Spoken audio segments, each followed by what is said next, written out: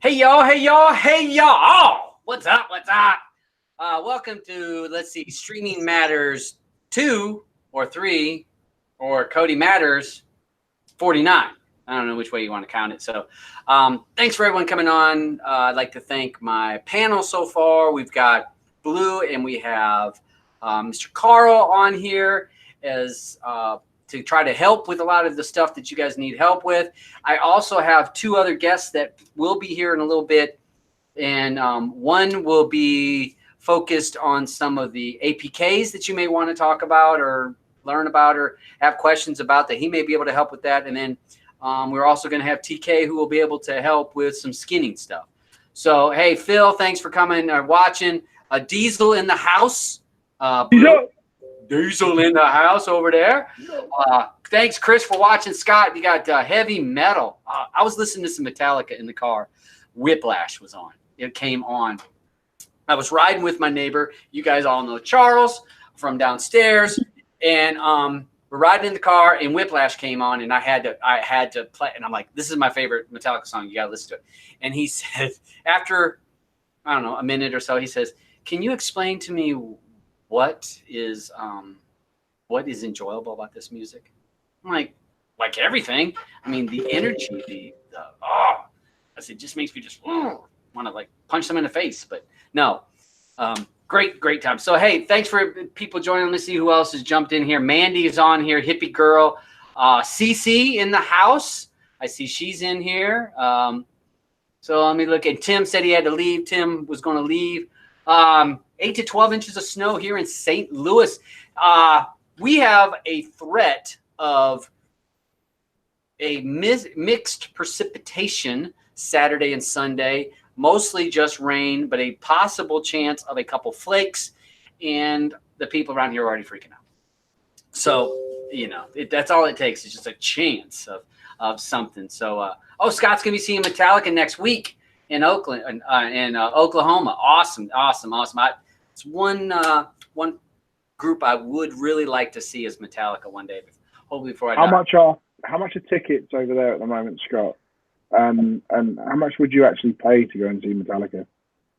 Because they're playing over here, right? So they're playing in Manchester. They're playing some big stadiums in the UK. They are touring with Ghost and some other really crap band. And I don't really like Ghost. They're a bit pants. They want £100 UK to go and see them. Mm-hmm. Sold out within minutes. You can get tickets now, £400. Yeah. I'd pay $100 easily. I would not pay that much money because I don't like Lars Ulrich. He's a prick. I can't stand Lars Ulrich. He's horrible. I don't care about. I just the energy of that, and it goes back to my childhood. I mean, I was in when I first heard him, 10th grade, I guess. When I heard "Kill 'Em All" in "Ride the Lightning" off of a bootleg cassette, and for you younger folks, that came before the CD on a cassette. Had one side had "Kill 'Em All," the other side had "Ride the Lightning," and I was just blown away. I could not believe they played the guitar and drums so fast. I'm like, how does anybody play past one or two songs? So, Diesel likes my shirt. This is a throwback shirt for some of you folks. Hey, Voyager, thanks for being a first-time new sub live stream. Hey, if you guys have questions, post them over there. I'll do my best to answer those questions. We'll give you a word of warning. And anybody that's watched my show will attest to this. We don't always answer the questions right away. Sometimes it takes us a few minutes because if we're talking about a certain subject, I don't like to jump from one subject to another so quickly that we don't finish one subject. So we may finish that one subject and get back to your question. If you find after 5 or 10 minutes I have not answered your question, or if none of us have touched on that question, if none of us have addressed your question, just post it again. We're not hating on people that post the question more once. I mean, don't do it 100 times in a couple minutes, but we'd like to finish one subject before we move on to another. So how is everybody doing? Miss Blue, how are you doing tonight? I'm good. Just got off work, so I have a nice weekend off and a glass of wine going. So I'm ready. So I'm just messing with my Plex and hanging out with you guys. Oh, Did you wash your hands first? Be messing with your Plex? Yes, I did actually. Okay, well, it's good. Be clean. Being clean is always the most important thing. Mr. Carl, how are you tonight? I am incredibly well, thank you very much. I have some news. Love I you.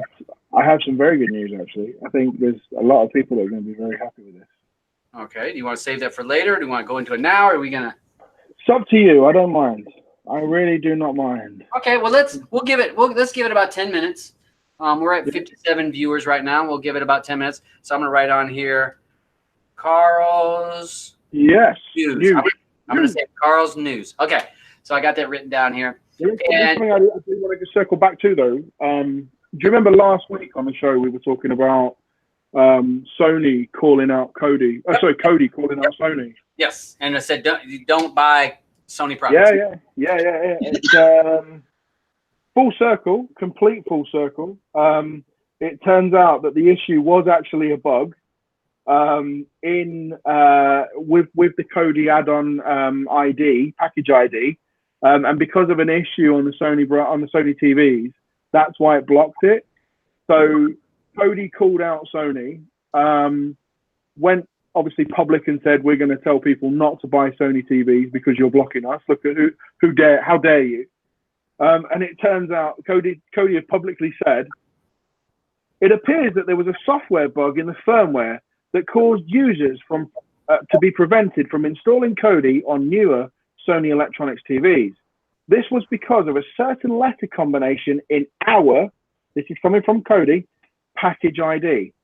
They then go on to say that Sony have promised an update will be sent out soon to fix this problem. I've got to thank PC Paul 1 on Twitter for sending me this information. He reached out to me on Twitter earlier on and said, hey, dude, check this out. So there's two things that I take away from that, right? The first thing is no apology from Kodi for calling out Sony, basically accusing them of actively blocking Kodi from being installed on their Android-powered TVs. And secondly, Sony fixing the problem? This sounds like a Kodi issue. Surely Kodi should fix the problem. It'll be quicker for them to push the update out than it would be for Sony to do. The amount of dev time involved here in Sony fixing their TVs. I mean, come on, guys, right? Kodi, pull your finger out, fix the problem. It's your bug, not Kodi, not Sony's.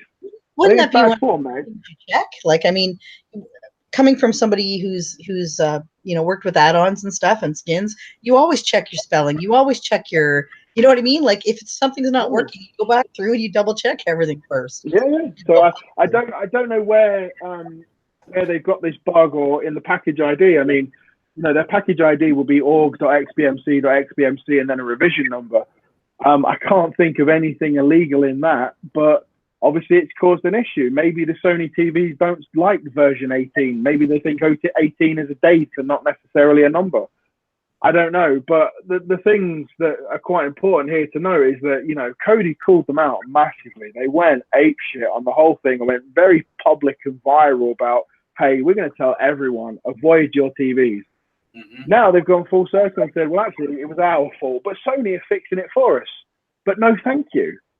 Or no, I'm sorry. Yeah, no, I'm sorry. No, thank you. No apologies. No backtracking on the whole thing about it as well. They've not come out and publicly said, you can go and buy them again now. That's really bad form.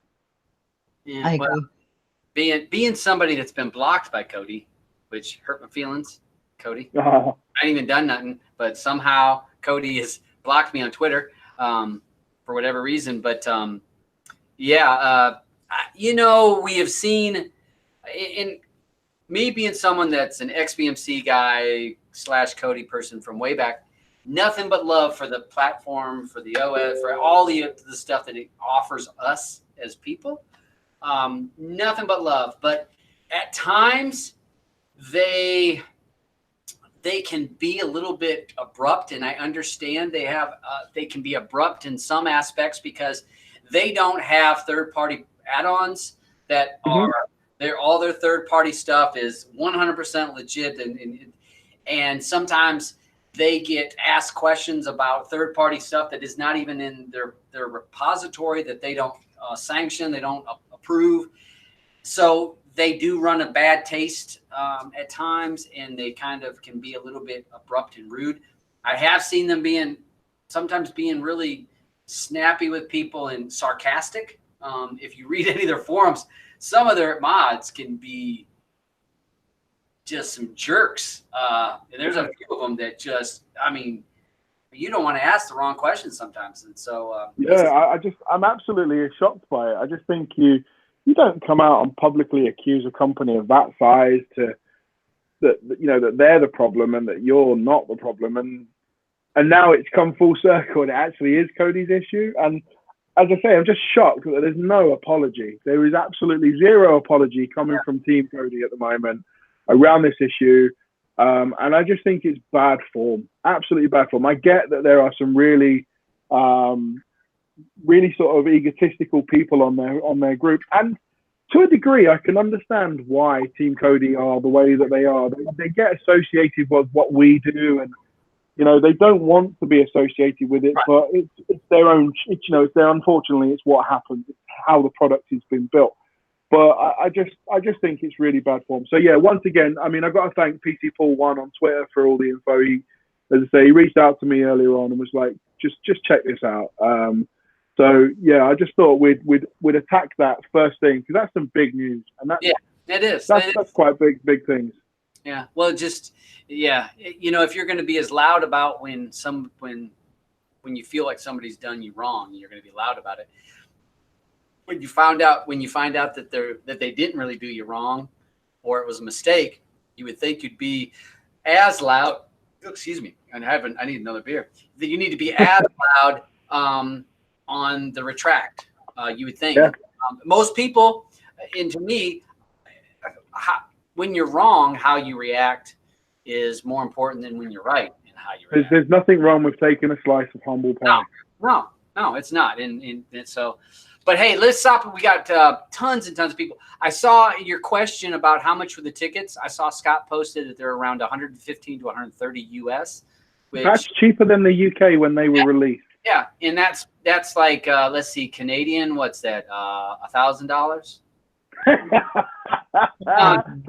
A month's wage.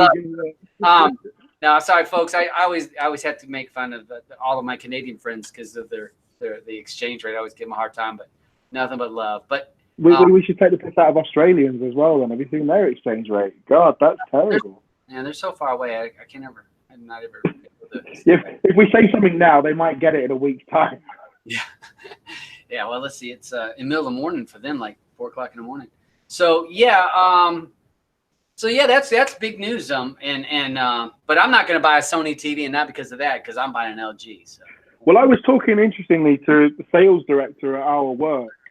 He has one, and I set him up with a few things last week, and I didn't mention like the Kodi thing because he'd already had it, and I added some repositories for him and set it up and whatever. But I was talking to him yesterday, and we were talking about home automation, and he was telling me that in his house, all of his TVs are mounted on the wall, flush on the wall, and he's got Cat 6 cabling all over the house with HDMI going over the Cat 6. So he's got a little cabinet hidden away in the house with rack-mounted senders over HDMI over Cat 6 with his Sky boxes and everything. And I said to him, I was like, do you like your TV? Because I like the look of it. I think it looks great. And he went, do you know what? It's a great TV, but if I ever had to buy one again, I'd never buy one again. The picture quality looks great, but there's just something about it. It just doesn't feel right. He says, I want to go and buy that really nice picture frame Samsung TV.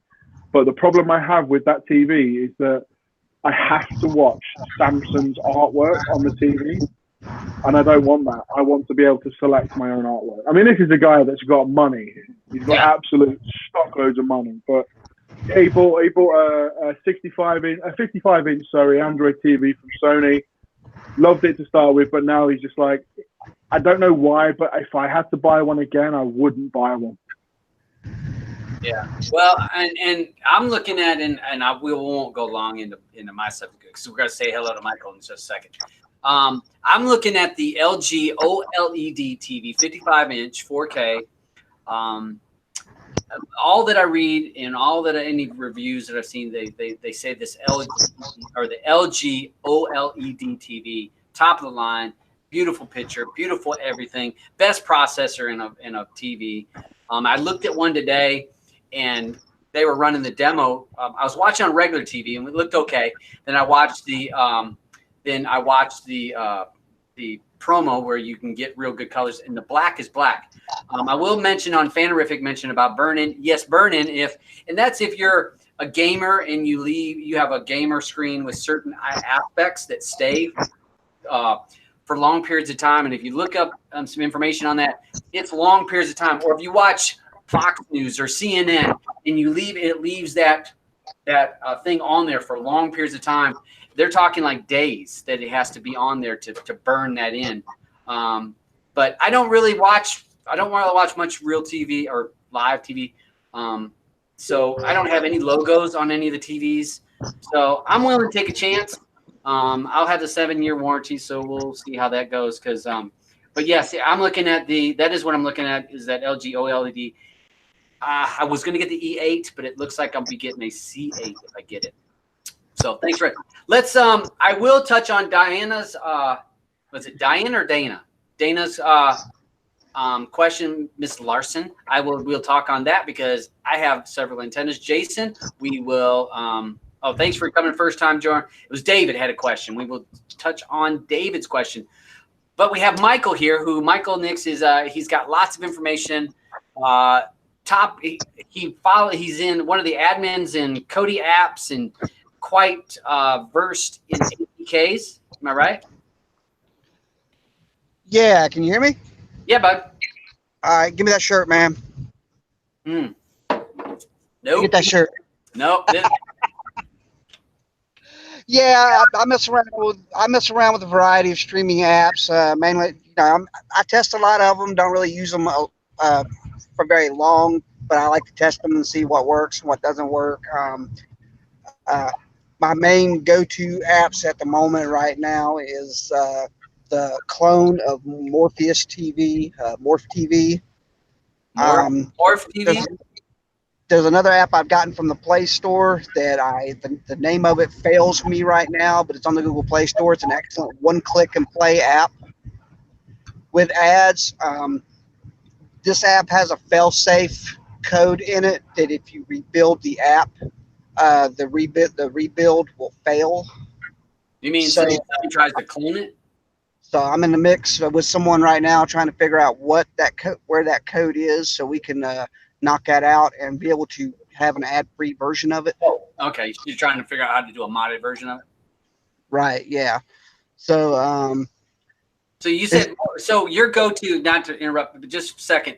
So Morph TV, I mean, I've used TTV and I didn't get I haven't had when I've used APKs, I don't use a lot, but TTV I found worked pretty good, and I don't even know if it had any ads. If it did, it wasn't very many. No, I put the 8.3R on my phone that I'm on right now, just the other night, and I noticed after entering a content and backing out, I wasn't getting any ads either. But then again, I have not allowed any permissions for that app, none.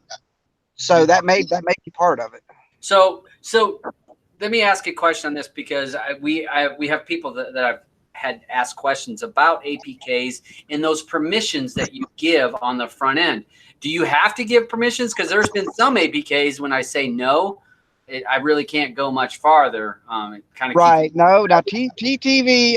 Usually when I installed in the past, I would tell TTV as those prompts came up, access to storage, allow this, allow that.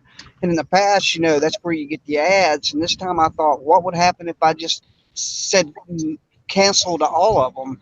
And so the app opened and I would click on, movie or TV show, and just to see how long it would take for links to come up and then to touch those links and for the content to start playing. And I did that 2 or 3 times and didn't see any ads. Okay. What if now there's tons and tons of buzz because of Terrarium TV, and then it became Cyberflix. And I did Cyberflix at the very beginning, but then I found Cyberflix not to be that good for me. And again, I'm very limited user. I'm one of those people, I kind of test things and use them a couple times. It wasn't I'm using it every day. I mean, what's your thoughts on Cyberflix? Have you used that much? My roommates on both their Fire Sticks, they use Cyberflix. Okay. I had pointed out to them what I think the best links that they need to look for while waiting for links, the list of links to load. And there's some content on Cyberflix that they have their names stuck to the links. That'll be Cyberflix in the link name. Okay. I have tested, and they start up in a few seconds and stream really well. I have Cyberflix on all my devices in case I need it. Yep. But that's the reason why I mentioned Morph TV is, it takes a little longer than most apps to get links generated, but normally the green and yellow color-coded links usually always play well for me with no buffering. Okay. And now, are you syncing it? Are you linking it to RD, or are you not linking to RD? No, I don't have Real to Bread. Okay. But when I say red, green, and yellow, that's because that's what Morph TV identifies as your faster streaming links. Okay. All right. Hold on, Michael. I'm going to say hello to TK. TK has jumped in. What's up, bitches? It's Friday. Hey, thanks for jumping on here. And I said at the very beginning of the show, we got 84 people, so maybe some people have rolled in here. We've changed the show to being streaming matters, because I really feel like we don't just talk about one subject. It's not all about Cody. We really talk about a lot of other stuff. Cody tends to be even one of the minor subjects. So I want to pull together a panel and have people on the show that are going to talk about skinning, if you want to talk about skinning. I want to talk about APKs, if you want to talk about APKs. If you want to talk about VPNs. I want to be able to talk about a lot of different subjects, because streaming is not just one platform. I know that I have backups, as Michael said, about having backups of an APK in case something has an issue. I want to be able to pull back and use an APK. So Silent Ghost is good. The what? Silent Ghost is good for one of the streaming apps. I've never heard of that. It's in APK time. Okay. All right. But hey, let me say hello. So TK, what's going on with you? How are you doing today? Good. Just got off work. It's Friday. Yeah. Here's gonna grab a beer in a minute. Mm-hmm. Teasing me. Does this mean I gotta go fix your icon or what? No. No, you ain't gonna do nothing like that. I just wanted to have you on. I know that between skinning and you've got a few other projects that you with your Hydra group that you've been working on. So anything you want to talk about in that, you can or don't have to. It's so kind of just wanted to have a group. I see, like I said, you see CC is in the chat over there. So she's gonna be in there. So let me see. Let me touch on a subject, because we've had. Sorry, can I interrupt for 1 second? Yes, honey. Does CC and TK work together on stuff? You should see if you can get her on here if she minds jumping on. Okay. Well, if she wants to come on, she can. I can send the link. Or you can send it, Tara. I'll do it for you. All right. We had a question. Yeah, I can do that. We had a question first. So we had two questions that I had seen, and one was from Deanna Larson. Diana. I'm sorry, Diana. I'm great with names. Diana was talking about a good antenna. Okay, Diana. First of all, antenna needs to be outside. Do not do an antenna. You can get, if you live in town, you're close to the antennas or the broadcasting antennas. Maybe you can get away with that antenna that's a little square plastic that sticks to the window. That may work. For majority of people, you are not living close enough to that tower. You need it. So you're going to need an outdoor antenna. Now, if you want the Cadillac of antennas, the Cadillac, and I have the Cadillac out there, which is a Channel Master. I'd have to look up the number. It's the most expensive Channel Master you got. I picked up 78 channels on mine, and I live in North Carolina. I live outside. What's the pricing? It's right around. If you don't get the booster and the cables, it's around $130. If you got the booster and the cables, because they come with high end cable and the post. That was the other thing that came with it. It was $190. That came with the post, the antenna, the booster, and the coax cables that you needed. And I picked up 84 stations or 78 stations. I live out in the country. I have another antenna, which was the name just slipped my mind. But it's a black one. I'll look it up when someone else is talking. A black boxed antenna, and it was about $80. I could pick up with that from where I live. I could pick up about 30 some. It would say 45 stations, but I would say good stations, meaning I didn't have all that pixelation. It was about in the 30s. Again, I lived 65 to 70 miles from the majority of the towers. You need to know how far you are from the towers that you're wanting to watch. With So the one you was at just before that, when you was mentioning the cables and the booster kit. So what would the total round price for that one be? Channel Master ran me right about with tax about $185, $190. Okay, that's with the booster. And that's with the booster. That's with the coax cables. If you went lower, I want to say it was like 120, 119 if I didn't get all the cables and the booster. Okay. But again, I'm at that range of 65, 70 miles from the towers I wanted. And that was my problem. And my other one struggled to get those towers. So the other plus about this big Channel Master is that I pick up stations even to 180 degrees. So I'm picking up stations this direction, but I'm also picking up stations to my west. So I'm actually getting east and west stations.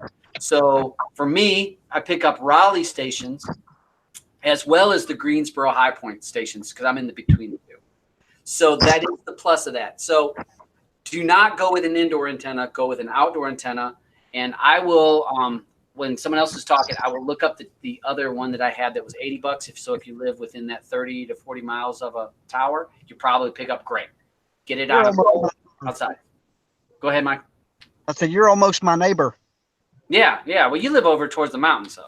Yeah, I'm in the near the Asheville area. Yeah. So that's the plus about antenna. I cut the cable, I cut the cord, cable, whatever you want to call it, 5 years ago. And I've had an outdoor antenna because I want local stations. I want to see the local news. I want to see the local weather. So that is the benefit of that. So when you're looking at antennas, don't always go for just, I want something cheap. I'm going to get it in Walmart. I never buy a single antenna from Walmart. Everything I've ordered is online.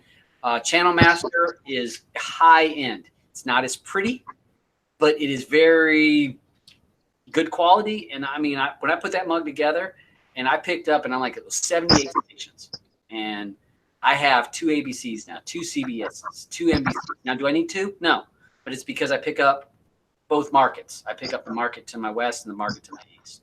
So I don't forget to iterate though. That is freely available over the air channels that don't include any big name movie stations. Yes.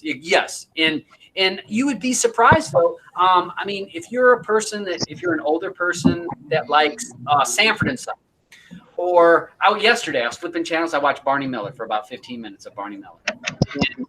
And I was flipping channels and I was like, and there's like those stations that show nothing but old stuff. So if you have family members that like those old stations, that's the type of thing you want to go towards. But I will get a link for or give you the information for that other antenna that I have. One of the other things is, David A has a question, and Blue might be able to help with this too. It says, when I set the views for movies, TV, season, episodes in his Gen add-on, where is it stored? Is it in the XML file somewhere? Is it the same for an Exodus type add-on, or is there a master default XML? You're actually asking me that? Oh, all right, no. Well, I can. Well, that's gonna.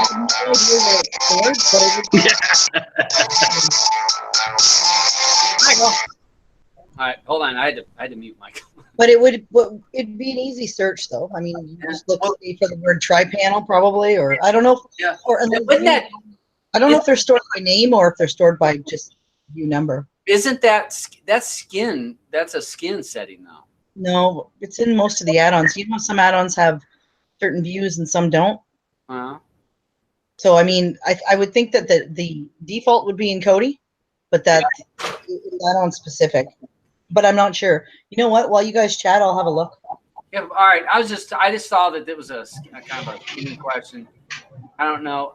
Because to me the views a lot of times that is in the skin. So but each add-on is separate. So we'll look into that, David. Why are you worried about that? Because you set them. They're set. Like you want to know where they are to do what exactly with them. All right. You know what I mean? Yep. So all right. All right. Look. Sorry, I'm rolling through the comments, folks, and trying to catch. I was just gonna say, are you like every add-on's got almost every add-on's got a set view in the tools or in the dialogue settings for the add-on? Yeah, is that what you're saying? So wouldn't that be? When you're going through a gen, for example, you can go to movies and then hit the context menu and set your movie view once you have it the way you like it. You can do the same thing with show seasons and episodes. I don't know exactly where they're stored. Right.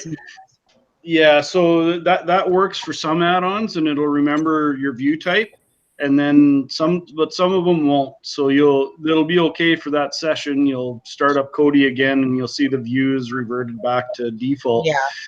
So you got to go into like for most of the Exodus forks and some of the gens in the tools menu, you'll see there's a set view type, and you actually save it in the skin when you do that.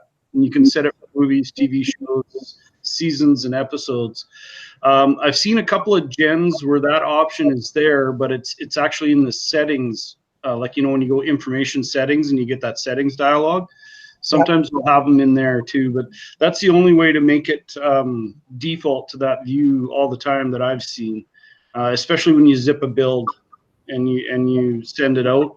I don't know if it misses that part of the user data sometimes, but if you don't set those views and save them in the add-on, then it tends to revert back. Maybe it's an update that's doing it. I'm not sure. But. Yeah.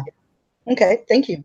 All right. Thanks. I wasn't trying to hammer you with a question. I was just thinking that maybe you guys, and then because that would, yeah.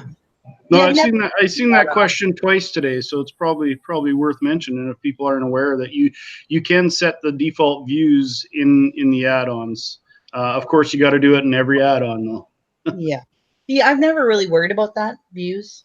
I'm fine with list view. I mean, sometimes when I'm messing around in the old days, I used to like tri-panel and stuff, but I kind of don't care. I hope that sounds crappy, but do you know what I mean? So I haven't messed with it in probably years. Yeah, I usually go in and I'll set mine for movies and TV shows to wall, just so I can see them all nice. And then my seasons and episodes I put to list. That's the way I do it. Yeah, because I like to see the info, especially for episodes, right? Yeah, once you get into seasons and you want to be able to see the episode number and stuff like that. And if you go to wall, you can't really see it. Exactly. Yeah. But it is definitely good for movies. All right, let's see. There was tons of you got juggernauts rolled up in the house. Thanks for coming on, guy. Let's see, we got over in the chat. DJ Themes, thanks. And James Valentine says he lives in Toronto, uses a Walmart antenna, gets 40 some stations. Again, it depends on how far you're from the towers. If you are within 30 miles of your towers, and if you can go on, and I want to say it's if you're in the U.S., it's like over the air something, and you can see a map, and you could put your zip code in, and it tells you where the antenna towers are. And if you do that, it tells you where they're at, for which TV shows or not shows, or which channels are where they're at. And then if you're close, if you're like within that 20, 30 miles of the towers that you want to watch, you're not going to find much problem. You can probably go with a pretty inexpensive TV or an inexpensive antenna. But when you go to 60 plus miles from the towers that you need, you will find that you can't get away with a low end. You can't really get away with a low end antenna. So mine was a Wingate. The other one that I had, folks, was a Wingate flat antenna. It was a 60-mile radius, which is probably why I was at 65 miles, and those stations were a little bit pixelated and sometimes not working. Amazon doesn't sell it anymore. It was a WinGuard flat wave antenna.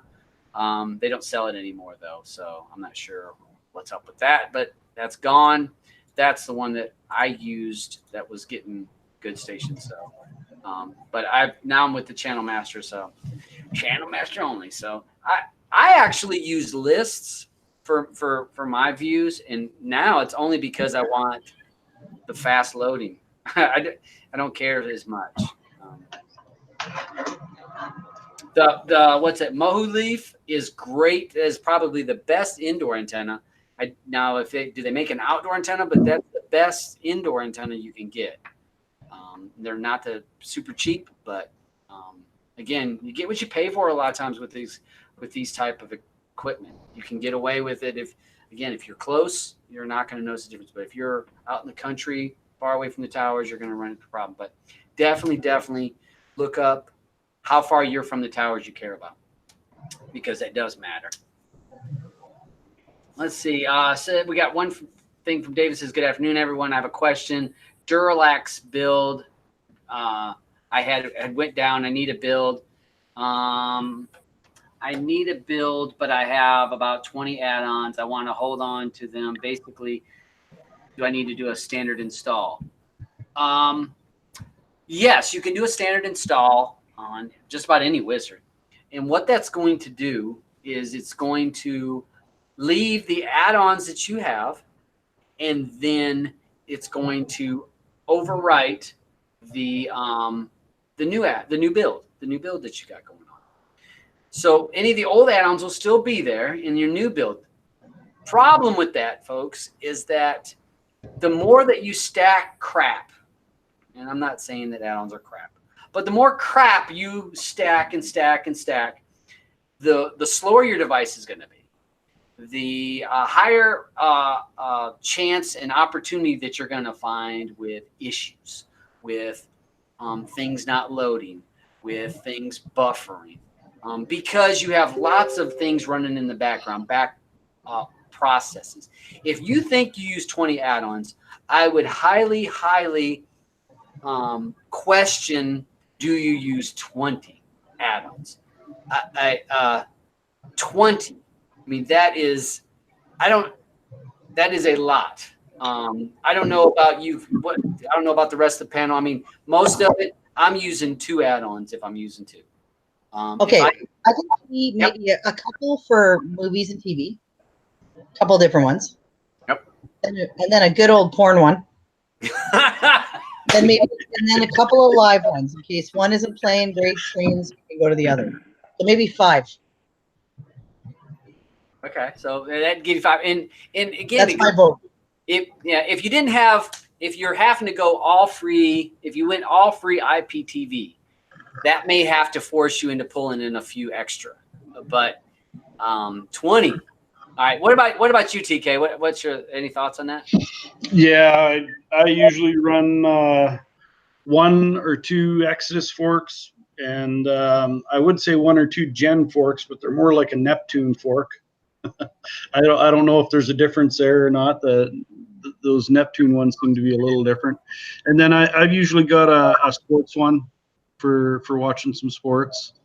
And I might throw in one all-in-one after that. And when I link my menus and stuff, and when I use it myself personally, I really use 2 add-ons. My favorite Exodus fork and the sports one. And that's about it. And my builds reflect that. I think Codeverse has maybe 10 video add-ons, and some of those are those stupid library things and stuff. It's really only 4 to 6 add-ons tops for me. Yeah, it doesn't take a lot. What, Mr. Carl, do you even use add-ons? only when I'm fixing someone else's at the moment. I've just had no time really to really sort of play with much. When I was using add-ons, I was using Maverick, and then just some IPTV stuff really. Just checking out IPTV add-ons and fixing them. But I'll be honest with you, I've not watched anything on Kodi properly in months. I mean, I've got it open right now, but there's nothing installed. I'm just debugging something right now, but there's nothing installed on it, and I've not really sort of had time to sit down and think, you know what, I'm just going to watch a TV series on Kodi. I've just got it on my Plex and just watched it that way. Right. So I'm the worst person to ask right now. I apologize. I'm not on Kodi these days at the moment. Not a problem. I like to ask these things. So, hey, Trooper, thanks for jumping in on the chat over there. I will say that I think that what was it, David? David says basically I use 3 add-ons, so I need to get rid of them. Yes, and I will be honest. If you know what add-ons you care about, do this. Wipe Kodi, start fresh, install whatever skin that you really like. If you like whatever skin you like, just install that one skin. Then install you say you like 3 add-ons, then try that the 3 add-ons that you care about and run Kodi. And tell me if Kodi doesn't run just lightning fast compared to when you do builds. And I don't knock it. I do builds. I make builds. I put them out there. I know that TK makes builds. I know Blue has done builds. But when you do builds, when we make builds, we're not just making them for us. We're normally making them for other people. We're thinking about what other people want. So what ends up happening is maybe I don't care about a kids section. You know, I don't have little kids. So on my build, I may not put a little kids section, but then I'm like, you know what? But people that have my build have little kids. So I'm going to put a kids section in there. If I put kids section in there, I got to put this add-on and that add-on in there. Yeah. For the kids section. It grows. Yeah. Yeah. And then you talk about IPTV. What's the newest good IPTV? I don't use IPTV, but I haven't in the last 2, but normally, yeah, I would put some sort of IPTV on there. Yeah. But because it wasn't for me, it was for others as well. Right. So that's my point is, David, go and install just the little one skin. Just use Estuary. Just use Estuary, load 3 add-ons, and it'll be lightning fast. Yeah. Yeah. I mean, they're right there. It's easy to find them. You don't care about flashy backgrounds and whatever. You guys are hurting my ears. No, but I mean, as a personal thing, we've always said that the best build is your own. Yes. It may not look as pretty as people, like TK's does. I mean, he does beautiful work. I mean, the add-ons are beautiful. They're pieces of art. They're great. They look great. But sometimes, as for me, at my point of where I am in Kodi, I want fast and I want working. That's all I care about. Fast and working. And you find what you're looking for. Yeah. Yep. I want it. But years ago, I used to be about the flash and the color and the yeah. But I'm not. Yeah. That was a dig. But I don't care about that now. But that's for me. I just want to be able to click it and it play. And so you have to figure out what's important to you. And like I said, TK, the Hydra group and some of the stuff they do is beautiful work. That glass build, what was it? Glass Knox? Glass Knox.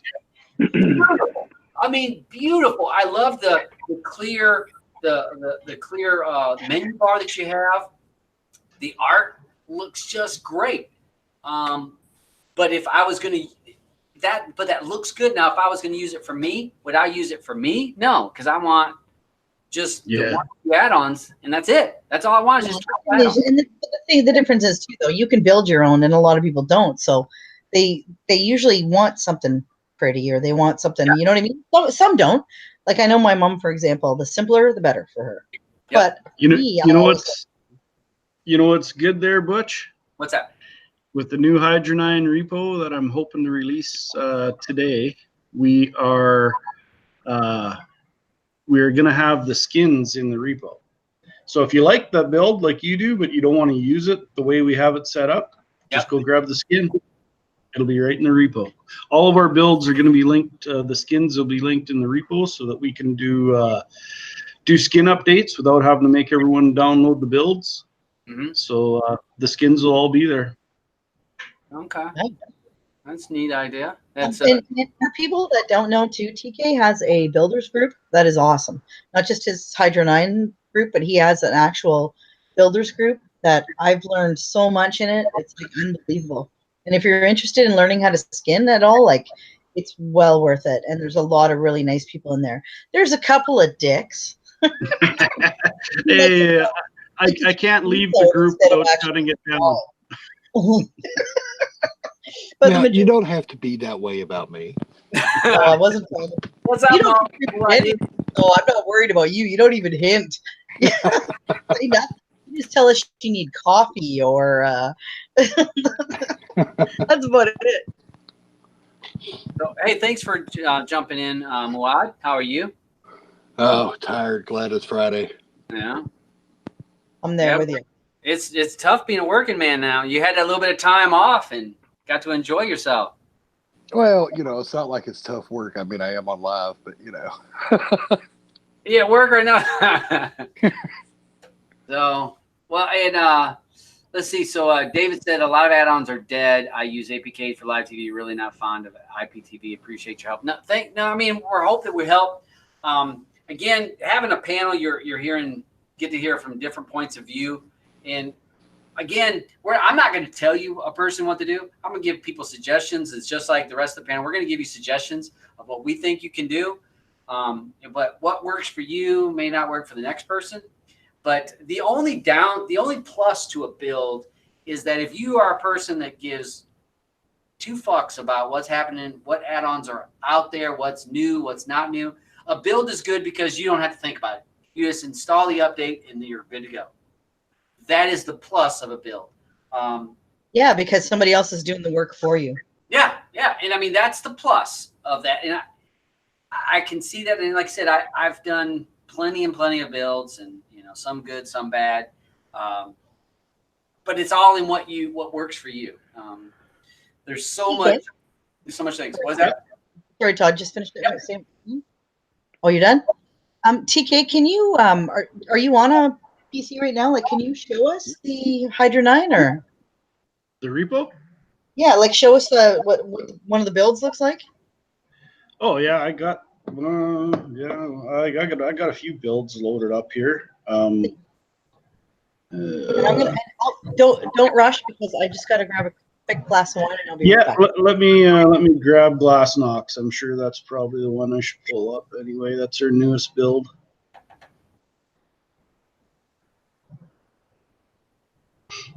See how well it runs with Hangouts running. Yeah, it'll run. And people, when you look at a build and you're watching us on here, just to say, the build's always going to run slower when you're on a live show. So just keep that in mind. Hello? Hey, Kat. Oh, Hey. okay. I just got my computer back today, so I had to set up a whole bunch of things. Okay, well, hold on. We're going to let TK, he's going to be showing y'all's Glass Knox. Looks like we got some updates. There we go. Hi, everybody. How you doing? I'm doing all right. I'm so happy to have my computer back. They're so quiet, eh? Hi, China. Hiya, hon. Believe me, we're happy you got it back too. Oh my God. I fell asleep last night. I was so bored. I was like, oh God. I got so much time on my hand and my computer's broke down. Yeah, I didn't know what to do with myself. All right. Well, there's Glass Knox. So there's the menu bar you were talking about, and that's my wizard. Looks like we've got some updates to do. Yeah. I don't know. And actually, you know what? One of the best things I like about this build is Miss China. Where's the best place? Where's add-ons here? Put in this awesome. Maybe it's here. Oh. Need skin settings. I think that's it. You did customized icons for all that. We have a bunch, yeah. We've Yeah. done quite a Those few. all look like custom. Those aren't the normal skin icons for that. Oh, those little guys. Yeah, TK did those guys. They're so cute, aren't they?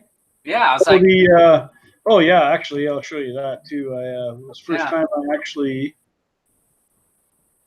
Yeah, they're kind of neat, a little Yeah. different.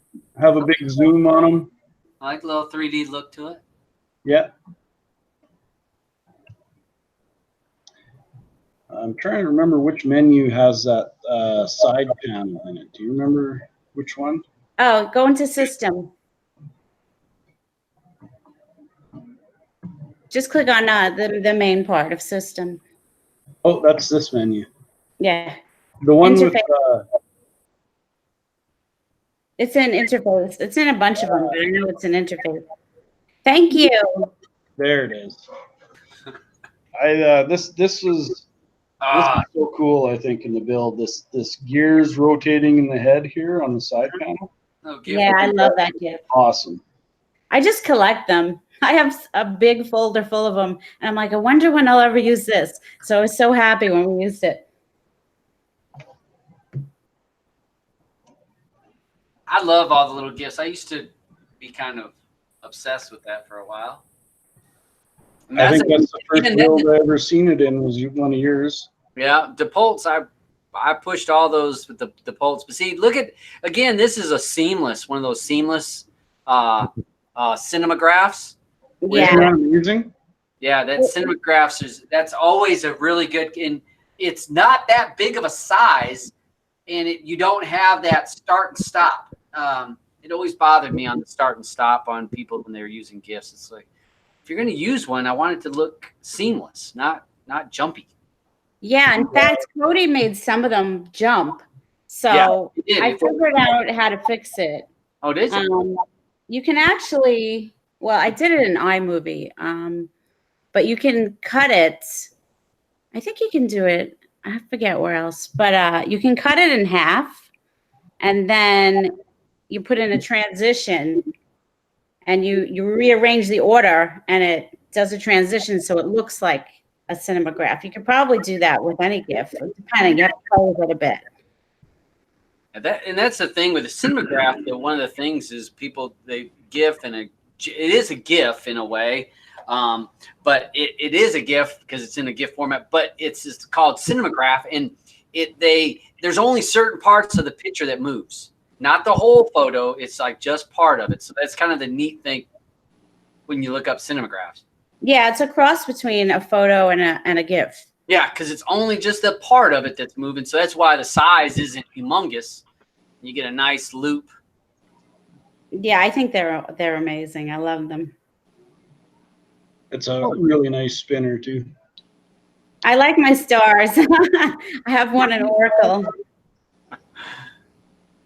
I think they look really good. So, Butch, have you seen anything cool lately? What, in builds wise or in add-on builds? Well, I'd say, all right. Let me go off right here.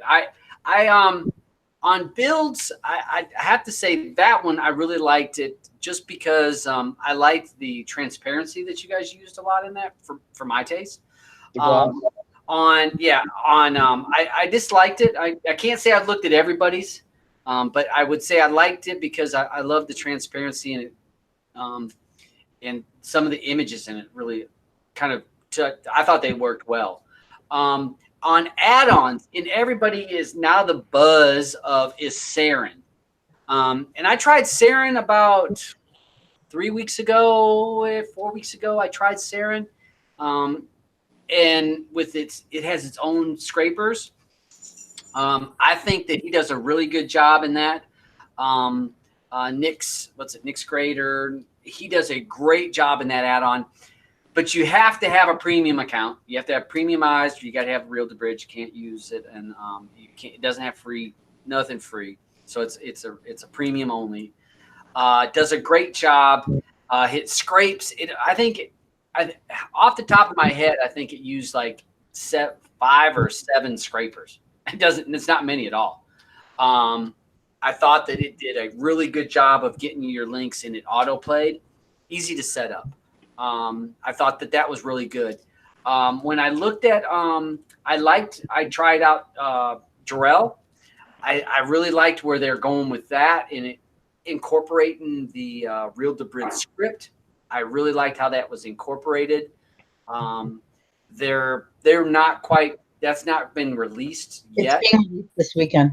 Yeah, he said this weekend they planned on releasing it, so they're real close to releasing Very that. good. And it gives you the torrent features and all that kind of stuff.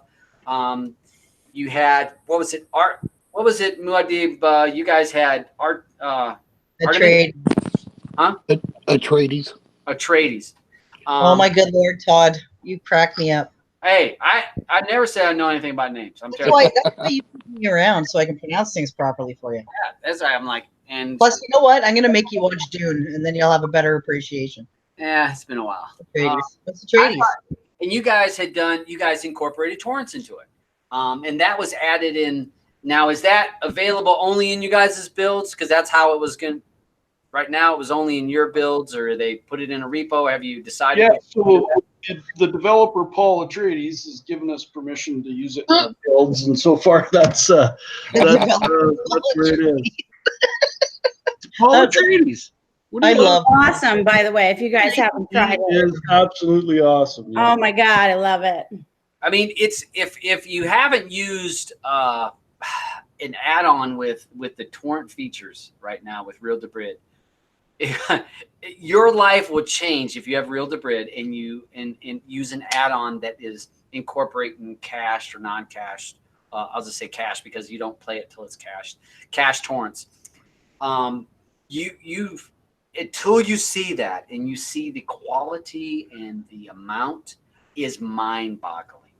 And again, Saren has been doing that. The Universal Scrapers, I did a video on that. Universal Scrapers added. So if you're using something that has a gen, I saw you talked about Neptune or some of the others that are using Universal Scrapers. They do a great job with that, and you're blown away. And now we're going to start seeing the Exodus forks are slowly starting to leak or starting to release these torrent features. Like I said, Jarrell is going to have torrent features. What is it? Artillery? Atreides. Atreides. Atreides. the D. Atreides. Watch Dune. Sorry, TK. Quick question. Now, if people want to get this build, where exactly did they get it from? Like, is this for anybody? Well, if he's not answering, I'll answer. Please. Yeah, you can have it. Yeah, we have a new address. I have a video on it, or we can post it. I don't offhand. Yeah. What is it? It's I'll put it in the show notes, but if you want to say it out right now, maybe people can grab it right now. Look. Yeah, I'm trying to think if I know it off the top of my head. Hold on. Let me cheat. I'm so bad. On my own. All right. Well, I can post the wizard link. Yes. I can post that because I see that in the I see it. Hydra9.xyz/wizard.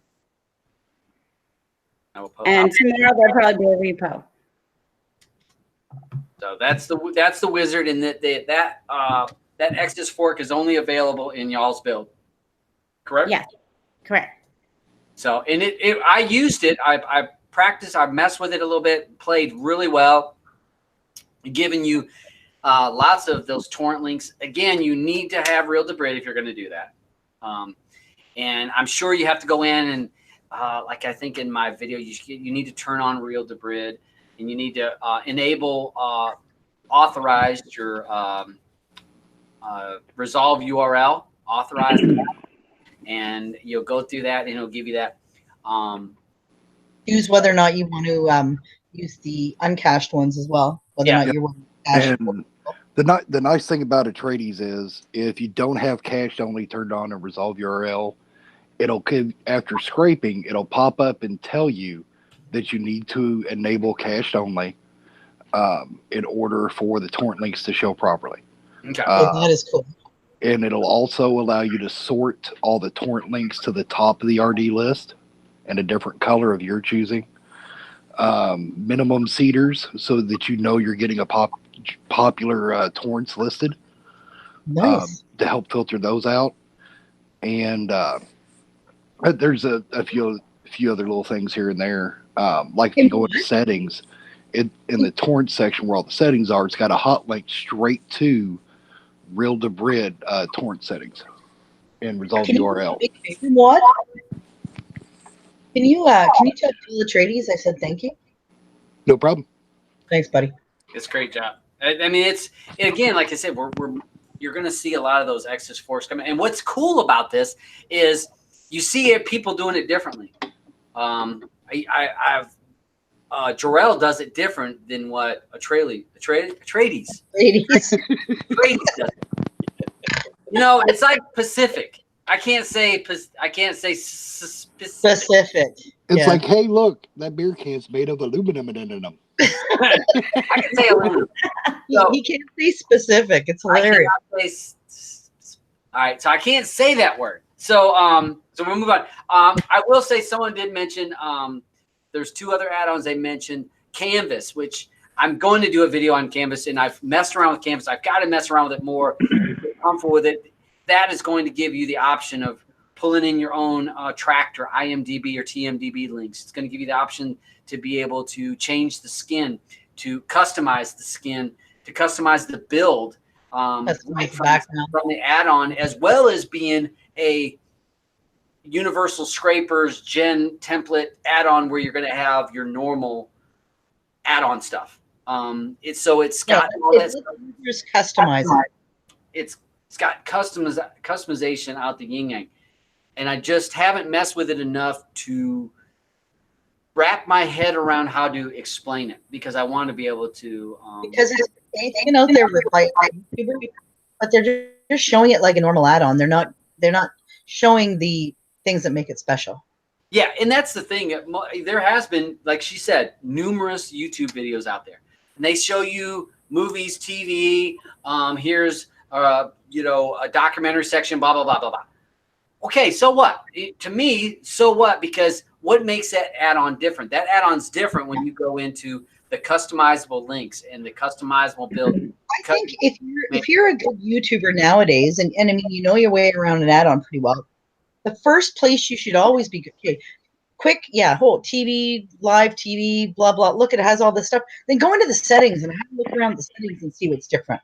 Yeah, because like some add-ons, they may look like the exact same carbon copy of other add-on, but they're not. Have a look in the settings. Yep. You know who I'm talking to. Yeah. Sorry, I suck at videos. No, but you've seen that, Muad. There's people that will look and again, I don't want to race through to do a video and not explain it. And I messed around with Canvas, and I need to go back to it because there was some things that I couldn't get to work correctly, and it was bugging me, and I was doing something incorrect, but I want to be able to explain it to say, this is how this works and why it works like this. But I think one of the issues with a lot of YouTubers that are pumping out way too many videos is they are grabbing an add-on, they're throwing it on their computer, and then they're making a video. Well, have a look at it first. Go through it and get to know what's going on in this thing. Same thing with builds. Have a look. And the sad part is, before you actually start recording. The sad part is, most of these YouTubers that do that, I seriously doubt, and they can't tell me that I'm wrong on this and be 100% correct. Because personally, I seriously doubt that they're an avid Kodi user, because they can't be. Because otherwise, even during recording the video for the first time going in an add-on, when you jump into settings, you know what to look for. Exactly. You know what to go through. And you recognize what's different right away, because it's like, oh, I've never seen that before. Yep. And what really cracks me up is when they do one on a Gen add-on, and they don't even acknowledge it's a gen. They think it's something else because it looks like something else. And when you go into a gen add-on settings, you can tell immediately that right away. Yeah. And yeah, and if you're doing daily YouTube videos, there are only so many templates out there. There's only so many, all the settings. There's probably like maybe 3 or 4 settings, different settings. And you should know by now, right away, as soon as you open it, oh, this is a gen. This is an Exodus. This is a Salts. You know what I mean? Yep. And it's one thing, and this is going to be something that I'll probably actually watch for. China, TK, me, and Digi are all going to be working on something. And we're going to throw challenges out there to other developers, and not just developers, but the nice thing about what we're doing is, you know, you got TK, you got China as far as the builds, the designs. And we're going to be working with someone on an add-on to skin the full add-on. Oh, that'll be beautiful then. So, you know, and it's going to be something, no matter what build it's in, the add-on is more or less always going to look the same. And it's going to be different than all the other add-ons out there. It's going to be the same back end, but a completely fresh view on it. And I know other add-ons have done, this isn't something new. Other add-ons have done stuff like that. Who was it? Caffeinated Mike is what he's going by now. But look, there's been several people out there that's gone from minor customizations to just massive overhauls. And we're looking for something else, kind of in between. We're going to take cues from different skins out there to try to come up with something unique that hasn't been done before. So it's going to be fun, and I challenge others to do it. What it reminds me of the old days, because I remember there were like 4 different, essentially, developers that pulled together. One was great at the GUI, one was great at the pulling stuff, one was great. They all had different specialities, and they all came together and they made awesome add-ons. Yeah, and This sounds good. Yeah, it's what we're looking to do, is to do something different. You know, like I said, it's not anything new. It's not something that hasn't been done before, but you don't see it anymore. And it's going to look completely different. The cool thing is I'm just curious as to why you added TK, because well, that guy. everybody cheerleader. needs to laugh at the end of the day when you're all stressed out. Hey, we added TK because we needed a cheerleader. Sorry, honey. Hey, hold on a second. I'm going to run through, because I don't mean to be like, and I said this earlier in the show, sometimes we get on talking about a subject and we're not trying to ignore the side chat and people that are on there. So here, James had a question. Again, it's a little ways back, and it says, I got a question for you. How do I stop an add-on from saying they are downloading stuff but never open it? I don't use RD. Downloading. I'm the only thing I'm guessing is when it's updating. You know, it says that it's downloading the add-on. Like if you go into add-ons and you look at available and downloading, it's possible that you're using an add-on that's old and it's not able to get the update properly, or you have a corrupted. Your code has become corrupted, and where things won't download. Yeah, go ahead, Carver. Or it could be an old repo, so it's looking in the wrong location. Yeah. Easy way to make sure that you got the right stuff is uninstall the repo, close Kodi out, reboot either the device or Kodi itself, and go back into it and reinstall the repo. That usually fixes it when that's the case. Okay. So yeah, that's the only thing I can guess when you're saying that it's downloading. That's the only. That's the one thing about Death Stars. They've had about 14,000 different repos now. Oh, UK won for that. AJ was asking today, actually. He's like, hey, this is the repo I have. I'm like, dude, in chat, look up top. Those are the latest. Yeah. And if you do, when an add-on, and I say this, when a repo changes URL, that can cause a break. and so they move from one repo to another. A URL changes. Yep. That can break your build so that your build does not get the new update. If you uninstall and reinstall from the new repo in the new URL, yes, you'll be back up to date and moving forwards fine. But it's like Cody's like, I don't know where to look. I'm looking at URL 123, and all of a sudden now you've changed it to 456, and Cody's like, I don't know to look to 456. Cody is very specific. That's where a lot of people don't understand the whole, like when you tie stuff together, whether or not it's in a build. If you're making playlists, for example, how you have to tell it exactly where to look. It can't guess. Oh, it's somewhere on this server. No, it needs to know the exact address of it. Exactly. So if the URL is wrong for the repo, then and it's no longer located at the other repo, it's not going to find it there. Yep. And Cody, the internal Cody database is picky. That's why I say, if you're going to remove and refresh a repo, you need to uninstall the repo like you would any other add-on, completely close Cody out. If not, totally reboot your device. All right, to make sure that it closes all the way out. And everything, like you said, is so specific in Cody, right down to like capitalization. Like sometimes a repo will have a capital R in it. If you put a lowercase r, it's not going to find it. Yep, because some servers are case sensitive, which is where that comes in. Some are, some aren't. Anything on GitHub is going to be case sensitive. I have a server through a really cool dude, and I haven't used it in like months. But that's all right. He says he doesn't mind because you're going to keep sending that payment every month. Damn right. You know what? He deserves that payment. I know. I'm just busting you. He's got the best sausage I ever saw in my life. Hey, all right. So I'm going to go through there. David also says, are you able to voice chat with a laptop, or do you need a special set? No, most laptops have a built-in microphone and a camera. So, yeah, most laptops will have it. Full-size computers do need usually a microphone of some sort. Let's see. Firestick this shit says, I really like the idea of being able to choose a skin of my own. And Cody, that's very cool. Let's see. Fanorific, you can choose from 200 themes from his repo. It has a ton of shit. Let's see. So, gotta have real people talk about need real. If you don't have real, I'm not to say that I used to be all about free. I used to be 100% about free. Cody was free. But I found after I cut the cable, could I find the link free? Yes. But did I want to spend 10, 15 minutes or start watching a movie for 10 minutes to find out that all of a sudden it's going to start buffering? And then I got to stop and back up and then find another link and watch it for another 10 minutes for it to buffer again? My time was worth the 18 US.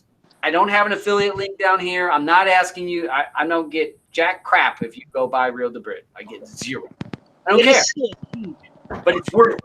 To me, well worth it. Now that we have torrents, oh my God, it's worth it. I mean, the 4K. If you have a 4K TV, there is no reason in the world, if you're using Kodi and you have a 4K TV, that you shouldn't be using Real DaButcher to pull the content. Especially because those blasters are expensive. Yeah. So in other words, you got a little bit of cha-ching. Cha-ching. Yeah, you got that money to spend. But so all right. So we had Silva has a question here. He says, "This might be a stupid question, but if you use torrent add-ons like aluminium, aluminium, I think it's aluminium, Quasar, shut up. Where is your IP exposed when you do a search and enter? Do any of you guys want to touch that question? Or do you want me to mention, talk about Quasar and aluminium? I mean, when it comes to RD stuff, is it not going through RD? No, that is not RD. Those two items are not RD. No, but you said Quasar and okay, Yep. what? Aluminum with aluminum. No, it's not aluminum. Find this word. It's elemental. I think he spells it wrong. It's like elemental aluminum something. It's in Gaia. It's for Gaia, and you are exposed. That is not RD torrent cache. That's not a cache RD torrent. That is you connect to a swarm. And as much as I understand how that works, you are connected to the swarm. And when you are connected to a swarm in torrents, your IP is exposed So if you're not behind a VPN, your IP is there. Notice, are you going to get a letter? I don't know. Could you get a letter? Of course you could, because your IP address is connected to whatever movie, TV, whatever it is that you're watching. So when you talk about Quasar, Ace streams, those type of things, your IP is exposed. So that's different from when we talk about some of these add-ons that are used in torrents with RD. We say RD cached or torrent cached through RD because you're using Real Debrid or Premiumize. Let's just say Premiumize also does the same thing. Premiumize or RD downloads that content from the swarm. They hold it. They have it right there as their server. You connect to them and you download it. Now you're watching it. So you're connected to RD. RD knows that you had it. You're not connected to the swarm. Torrents work as a swarm, but you think of a bunch of bees. It's just a group of people that all had that file and they're all sharing it. You're part of that same group. Your IP is exposed, vulnerable if you're not behind a VPN. So when we talk about RD in torrent, that's not the same as the Quasar or the Ace stream. RD essentially protects you. They're the go-between. Yes. They basically download it for you and they hold it and they say. By the way, I think it's Elementum. Elementum, huh? Well, that would be my guess. Elementum, yeah. All right, I'll go with that. I'll go with that. You know what? It's a good thing I love you. I know. I get lucky with that. Now say specific. No. I've already made a fool of myself numerous times with my speech, and so I give two fucks. All right, so again, people talk about Real Debrid and they say it's worth the money. I'm telling you, if you ever buy Real Debrid, I don't know many people that actually had Real Debrid and then canceled it or didn't pay it. I think it's 18. It's 18 euros for 6 months. 16 euro. Is it down to 16? It's 16 euro or pound. I'm not sure which, but it's 18 no, euros. I think it's not even pounds, so it's cheaper. It's 18 US. And it's even cheaper if you go through a reseller. Okay. Well, the downside of a reseller, and we talked about that last week, was that you don't get your fidelity points. Oh, I don't like that. Yeah, I use it enough that I like the free stuff. Here's the thing. Here's the thing, though. If you are getting it for a year or 6 months, fidelity points really aren't going to matter to you because, let's face it, unless you're renewing monthly, paying that monthly service, then you're not really going to build them up that quick. What's the point of a reseller of RD when you can get it yourself? Like, what is the actual, like, it's cheaper, but what happens? Are you getting an account through this dude, and what if this dude fucks off? All you have to do is save your emails, your PayPal transactions, things like that, and Real Debrid will work to get it resolved for you, either if they have to do it or if they have to go to the vendor, the reseller. Because I've had to deal with that myself when I did giveaways, and the RD staff were on top of it. They really treated me right. Well, that's good, but in all honesty, $3 a month, I think I can handle that.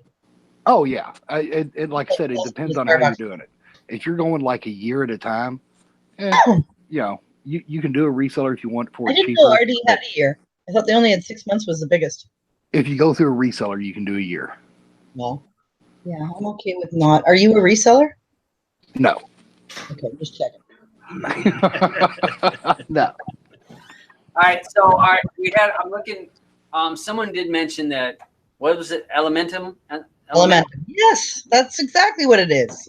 All right, that it's a standalone. It's not a Gaia, but I know that I've seen it in the Gaia settings. If you look in Gaia, it is a thing you can turn on and off. And but again, it falls back under the. Okay, so wait a minute. I just got a quick question here. Elementum, because I remember Pulsar. Elementum is part of Gaia? It is. It's a setting that you can turn on or off. Okay, what does that even mean? It's off by default. What it does is it probably gives you that many more scrapers. Just like Gaia gives you the option of having Lambda, Exodus, whatever.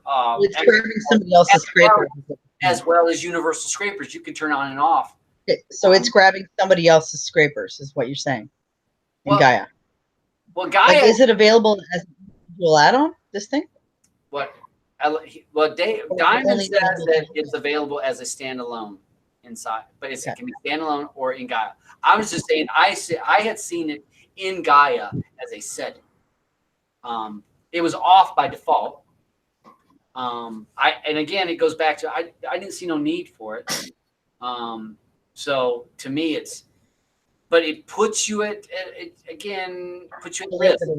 If you're a person that's got your IP, you're not behind a VPN. Yeah. Don't use it. Nowadays it's like it goes without saying, there's a million gens out there, and a lot of the Exodus forks now are incorporating it as well. Get RD, and then you get, oh my God, the links are unbelievable. Like, unbelievable. And here's the best thing. You don't need, with RD, a lot of links, because unless the link itself is broken before it's added to RD, it's going to work and work better. And the nice thing about the torrents, as long as they're cached, like Dabs mentioned, as long as they're cached, they're pretty much going to be flawless.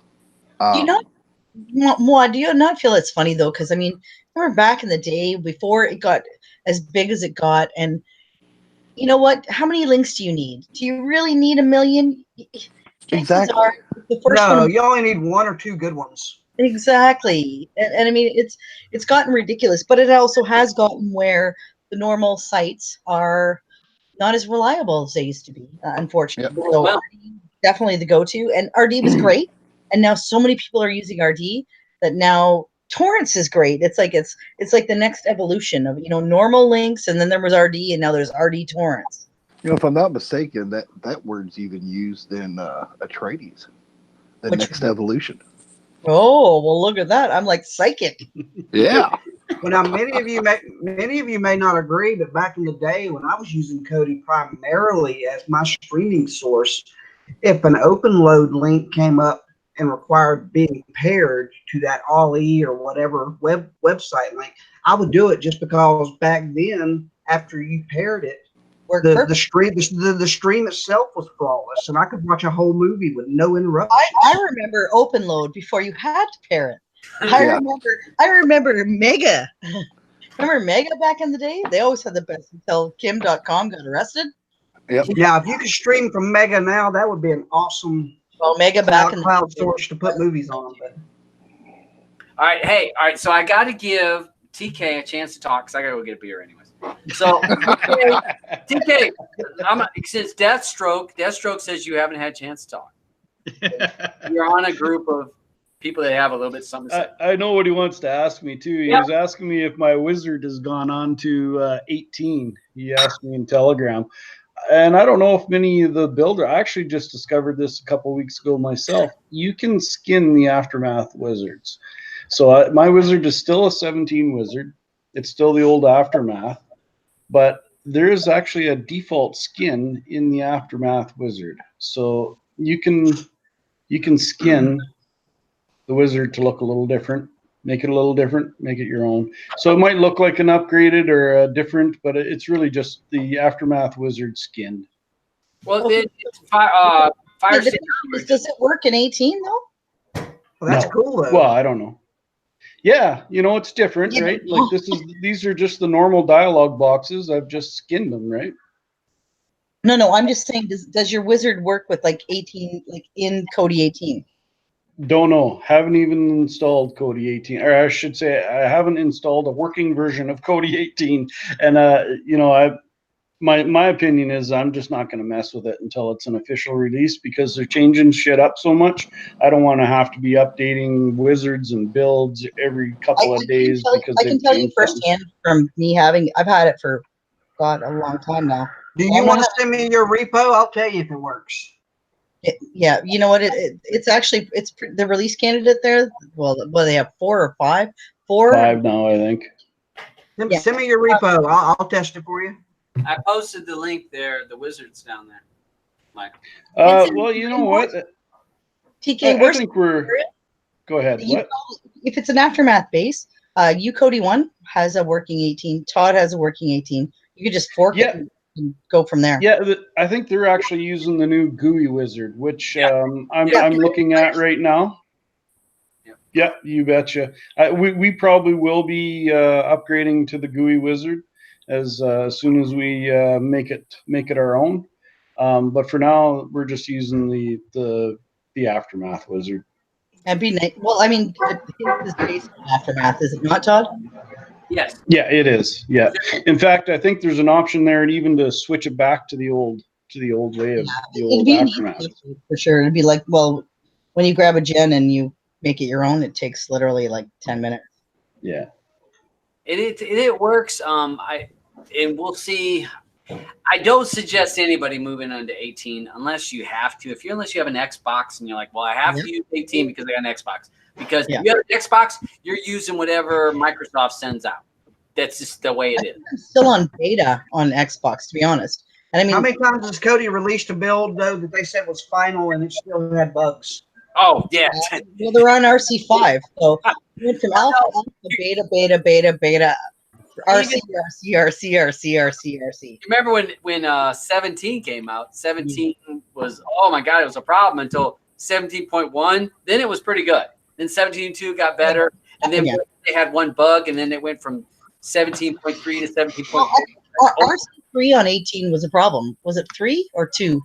One of them was a problem, and then they came out with 3 pretty fast. Or 4 then. Yeah. Wasn't it 3 that had a bug? 4 right now for me is working perfect. So. Yeah.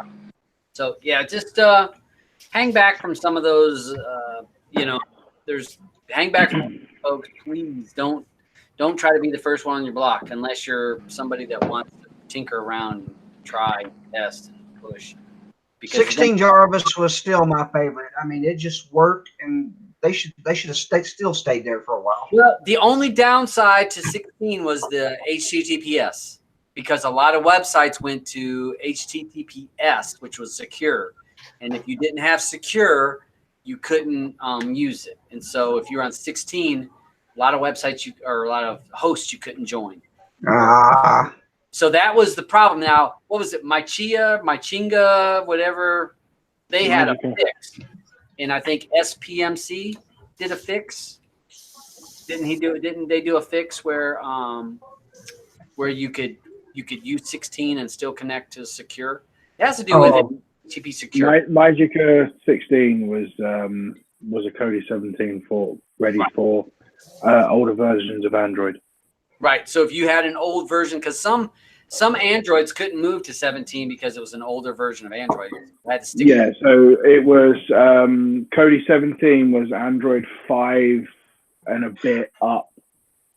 So anyone that was running on Android 4.4, which was the majority of like MXs, MA10s, MA-TESs, etc., you have to go and get the Magica patch version and install that. Now, just in case anybody has never realized, I have an old Acer tablet that was given to me a while back that's still running 4.0.3 Ice Cream, and there is a version of 16 Jarvis called 16 Jarvis Neon that works on it. Interesting. All right, so Diana, got to go. See you later. Glad you could come on. Glad I could send you a link.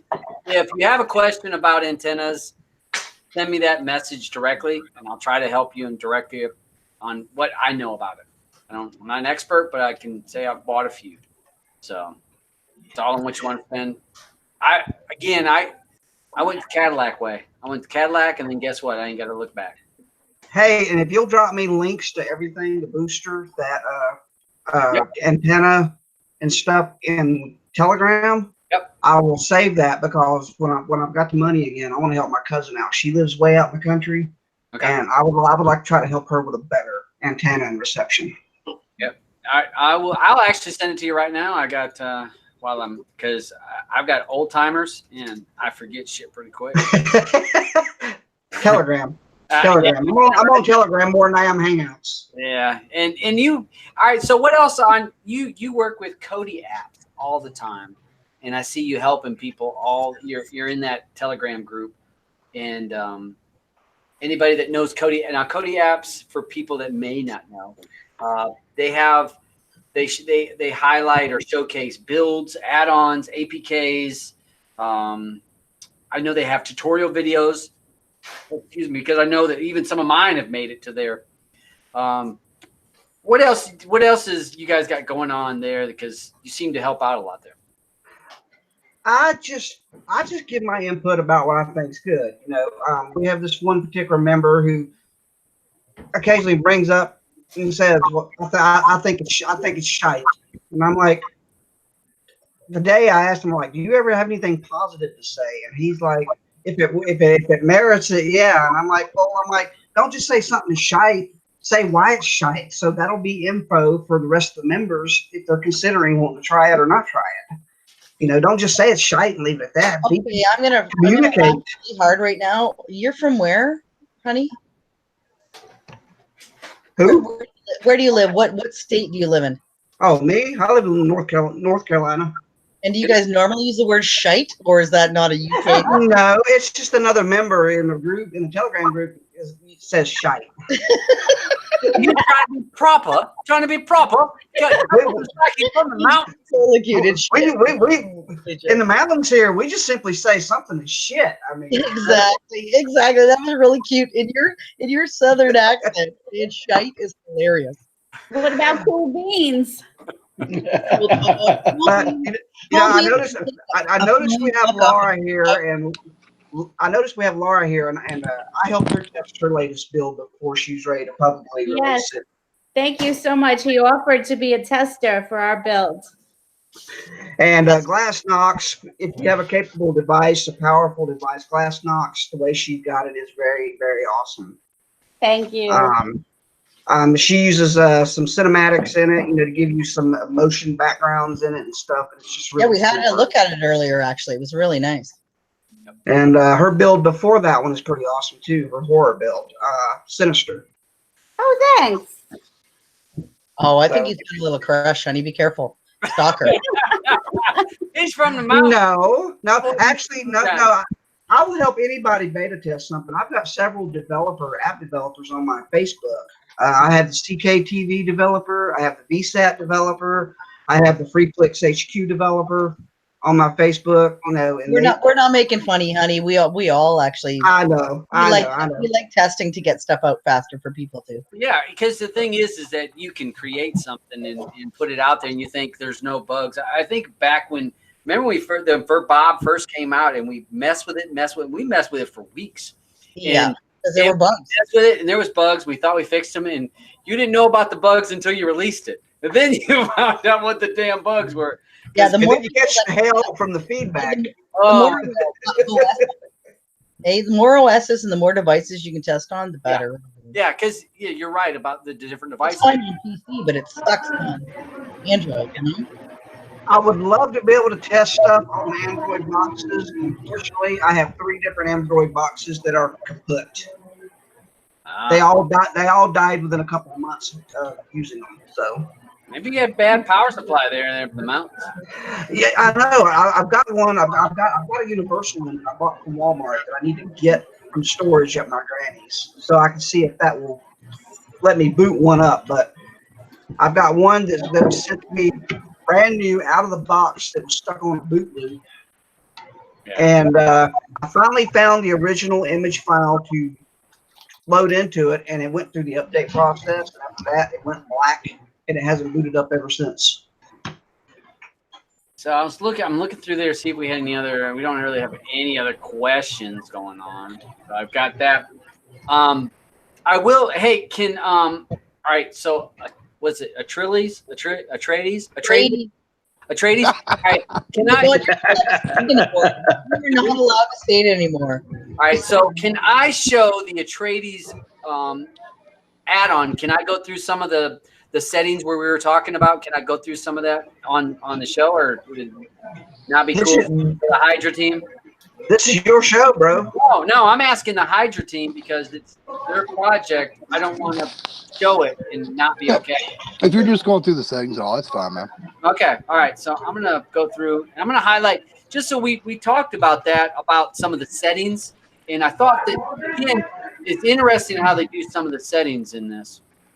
So folks, let me post there this. Oh wait, my form. Oh. All right. So this is using the glass knocks, and again, this is only being released in certain builds, so you're going to have to go through certain builds. All right, Loud at me there. is it TK or is, What? Wow. I couldn't tell. Hold on, I couldn't tell. All right, I thought TK. I think TK. We got that infinite mirror thing going on. It is TV going, I think, or something going in the background. So again, we go into the appearance. And I don't think this is where I want to look. I want to look in Navigation. Playback. playback. So we got this, which is normal stuff. Then you have Hold on. Why don't you start fresh from the top and go a little slower? well, but I don't think there's much different. I know, but for those of us that have had wine, can you slow it down? Just Step one. I've go had here. so all right. So we go through there. You have the appearances, which they give you the three different. There's three. Oh wait, I didn't even know there was a golden one. Looks the same. Then you gotta back out of the add-ons and go back into them for add-on specific ones to Oh well, change now up. see, she made me do this. I wasn't gonna do it this way. She made me do it. Now, Well, chalk it up to a learning experience too. You well, know? hello. Oh, yeah. I mean, the one thing that you want to have in your show is to actually show people stuff and not just talk about it, so they can actually see it. It's nice. Yeah. all right. So we're And gonna then from my point of view, I want to go, oh, that's cool. see there's the geared head. That is a Very good gift. cool. That is a good gift. I will say that is cool. Like a YouTube tutorial. All right, so we're in the golden. So you have the appearance. You got three different ones on that. Provider timeouts. I always like that one, actually. Yeah, isn't it? That's how many seconds before the provider is like ignored, if I'm not mistaken. Back in the day, I used to love 10. Hold on, let me. That was long. 10 seconds. Give me what you got. give me what you got. So yeah, you can change that, and that has to do with how long you want to wait for somebody to respond back. Yeah. Language, that's pretty straightforward. I'm not going to go through that. That's all straightforward. Menu. Oh, do you have to go through everything? I was No, joking. All right. All right. So what I will say now, I did like this, and some add-ons are doing this, and Canvas did this, where you can on the main menu you can turn off certain things. So let's say that you're happy being a fat slob. You don't want fitness zone. I'm totally happy with that. So you can turn off the fitness zone. Canvas did this to where you can turn off certain sections of the main menu, and I did like that aspect because maybe you don't care about certain things. Maybe you don't care about docker management. Like again, don't care about fishing. No, no offense, TK. Yeah. Easy now. So reviews and trailers. That is when usually it'll actually scrape for some of that stuff. Nope. Reviews and trailers, just some background info. Yeah. Atreides is a fork of Placenta. That's the base that it was forked from. So the reviews and trailers section is actually YouTube channels section and geared strictly for trailers and reviews of movies and TV shows. Because Placenta had its own section for that. Yep, I remember that. Yeah, yep. I remember that having its own section for that. So yeah, you can turn that on and off. Language. Again, it goes back to if you're a person that don't care about certificates, which means is it PG, PG-13, R, X. Well, nobody wants to turn off X. But let's say that you want to. You don't have. I don't care about certificates. So if it is triple X, I'm not watching it. But if you can turn off that setting so that you don't see it in the main menu, correct? Very nice. See, you Correct. know what? I What like I mean is there's so many times there's differences in settings where if people just look, you can customize it to be your own. Yeah. Like if you don't care about genres and TV shows, turn it off. You know, if you networks, if you don't care about that, if all you care about is like for me, I'm sorry, I normally say what people are watching. I want to see what are people watching right now because that tells me what's trending. I'll turn off. If it was me, I would turn off every other one other than that. But that's for my taste. So okay, so you got all that. Okay, so we go to playback. Now, directory, now this would give you the links that you're able to see what it scrapes. Am I correct? Correct. So if you do it as directory, it's going to show you the links that it found. If you do autoplay, it's automatically going to pick the link. Yep. So progress, that's on the front end. You see that. You see what links it's pulling. Premium account, that would be your RD or premiumized. It's going to be in blue, and you can pick the color. Yep. So that's cool. Yeah, I do like that actually. Although I'm okay with blue being the normal color at Torrents grid usually. Well, then you have the torrent selector color. So depending on what you want your torrent, so that the torrent link can be a separate color. Yeah, I made it cyan because I love that color. Oh, you're adorable. I didn't even know that was a color. It totally is. It's blue. Is it? It's a fancy blue. Yeah, it's pretty. So Lauren's going to use that in her next build. So minimum seeders, that's how you have to have a minimum of certain people, because sometimes if you click on torrents, you'll find there's 0 seeders, and that would be for non-cached torrents. True, but correct. But it still does it for cache, and here's the reason why. Because let's face it, if it's got 0 or it's got 5, or something like that, it's probably not going to be cached. Okay. Because it's not a popular torrent, or it's extremely old, so that cache may have been automatically removed. So it helps filter out those to limit the results that you're getting, to make sure that they're more viable results. That makes sense. And I will say, and I had somebody message me the other day, and they were asking, or just yesterday, about how long does Real DaButcher hold cache torrents. I went to, and I don't know if anybody else in the panel, I went to the forum and started reading on the forum. Real DaButcher gives no set time. There was a discussion of 14 days. Now, was it 14 days from the time it was downloaded, or 14 days from the last time somebody downloaded it / watched it? Yeah. I don't know. Real DaButcher gives no definite answers that I saw. I don't know if anybody else has seen anything on Real DaButcher. So so after a period of time, Real DaButcher purges it. It's gone. So he's right about that. That if you have 0, if Real DaButcher had it for a couple weeks and then purged it because nobody was watching it, if you don't have no seeders after that, then you're pretty much SOL. Yeah, and you're just stuck with the regular scrapers, which is what you were using beforehand anyway. Right. So Real DaButcher scrape. Oh, okay, so this links it back to Resolve URL, where it pulls in the torrent or the cache torrent settings. And all right, so folks, so when you look at Resolve URL, and maybe URL Resolver has copied it by now, I don't know.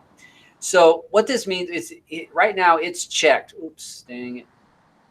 So it's checked that torrents is turned on, and Premiumize gives the same features. Mm-hmm.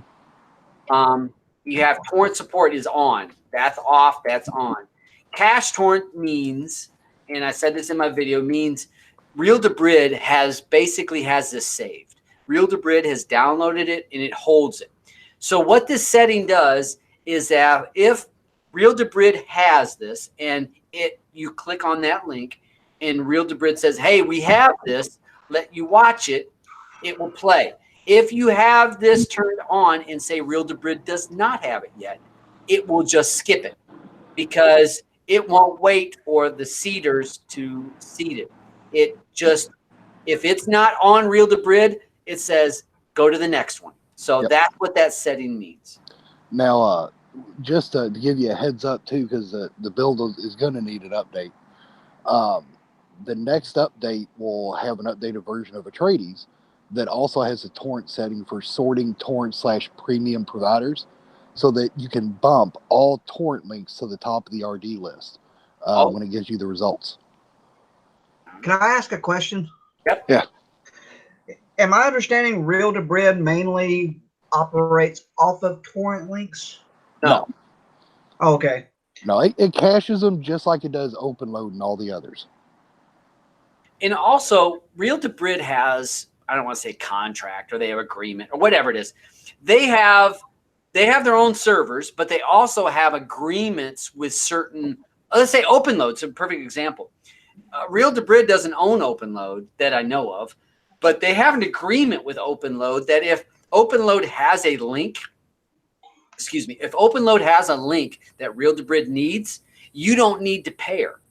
OpenLoad says, hey, Real to Brid, you get a pass. So if you've ever went to like the airport and you have that fat, what's it, PSAT or whatever it is, where you can go through the quick line, that's what like basically says, we're not going to make you pair. You can go on right on through. So Real to Brid has an agreement, as well as other hosters, and I did that in one video where I showed it has Rapid Gate or Rapid Share. Rapid. Okay, so RD is still going from mainly cloud servers, not torrent. Okay, I have a question because I was just upstairs grabbing some wine, and I heard somebody in my household say that when they were using torrents, it asked them to pair. Is she told that? No, that's not. Now, I've used torrent streamers. I've never been asked to pair with a torrent streamer. I have too, and I haven't. She's like, no, it's still asking me. So I'm thinking it's probably filtered through gone to the art. Yeah, she may have clicked on a torrent link. It may not have been cached. Then it moved on to one that needed paired. Right. Yeah. And if it went to an open load and she didn't have RD, then yes, it would ask for about the pair. He has RD though. Yeah, I don't know. So you got this, and I know that you can set the quality again. That's in the most of the exit thing. What's the maximum? I'm a fan of that because I don't have 4K, so I set mine to 1080 and I'm good. Right. Yep. Yeah. That makes sense. Faster load links if you're grabbing less links. Yep. Standard hosters. Most of this stuff. HEVC, which is that's a ripping format, isn't it? Yeah. HEVC. So that tends to be the higher quality. Just tends to be, and that can be on or off. Hosters with CAPTCHA, which does it not compress things? HEVC does it not compress good files into smaller files, same quality? Well, and the catch with it is too, you need specific hardware as far as older devices aren't going to like it. Okay, so that's the reason why that's always been an option for so long, and a lot of add-ons. So if you disable those, then it won't even bother showing them for you if your device can't handle it, for example. Terrorize, it's nice to meet you, man. Yeah, you bet. Cool beans. Oh, Cool beans. You commented on my YouTube reply. Oh. Okay, that is going to go away now, though, right? Cool beans. Let's Cool drop beans. that shit off the You planet. don't like it, Blue? Cool beans ain't going I anywhere. think It's here to it's stay. You know what? Okay, I guess you young pups don't realize that's been around. I'm not young. pups. Been there, done that. It's time Wait to a go minute, away. young. Let's come to the new term that nobody's ever used. I'm Or 47. like I don't mint. know Remember young. mint? Everything was mint. Now, wait a minute. Who you calling young? Yeah, I know. Yeah. You know what, Michael? We know you're old, and you've heard Cool Beans before the last month. Oh, wow. Dang, she needs another glass of wine. All right, so we're. Oh, he was just saying he's old. I like it. I know. I I know. love it. Bust this bus. I'm busting.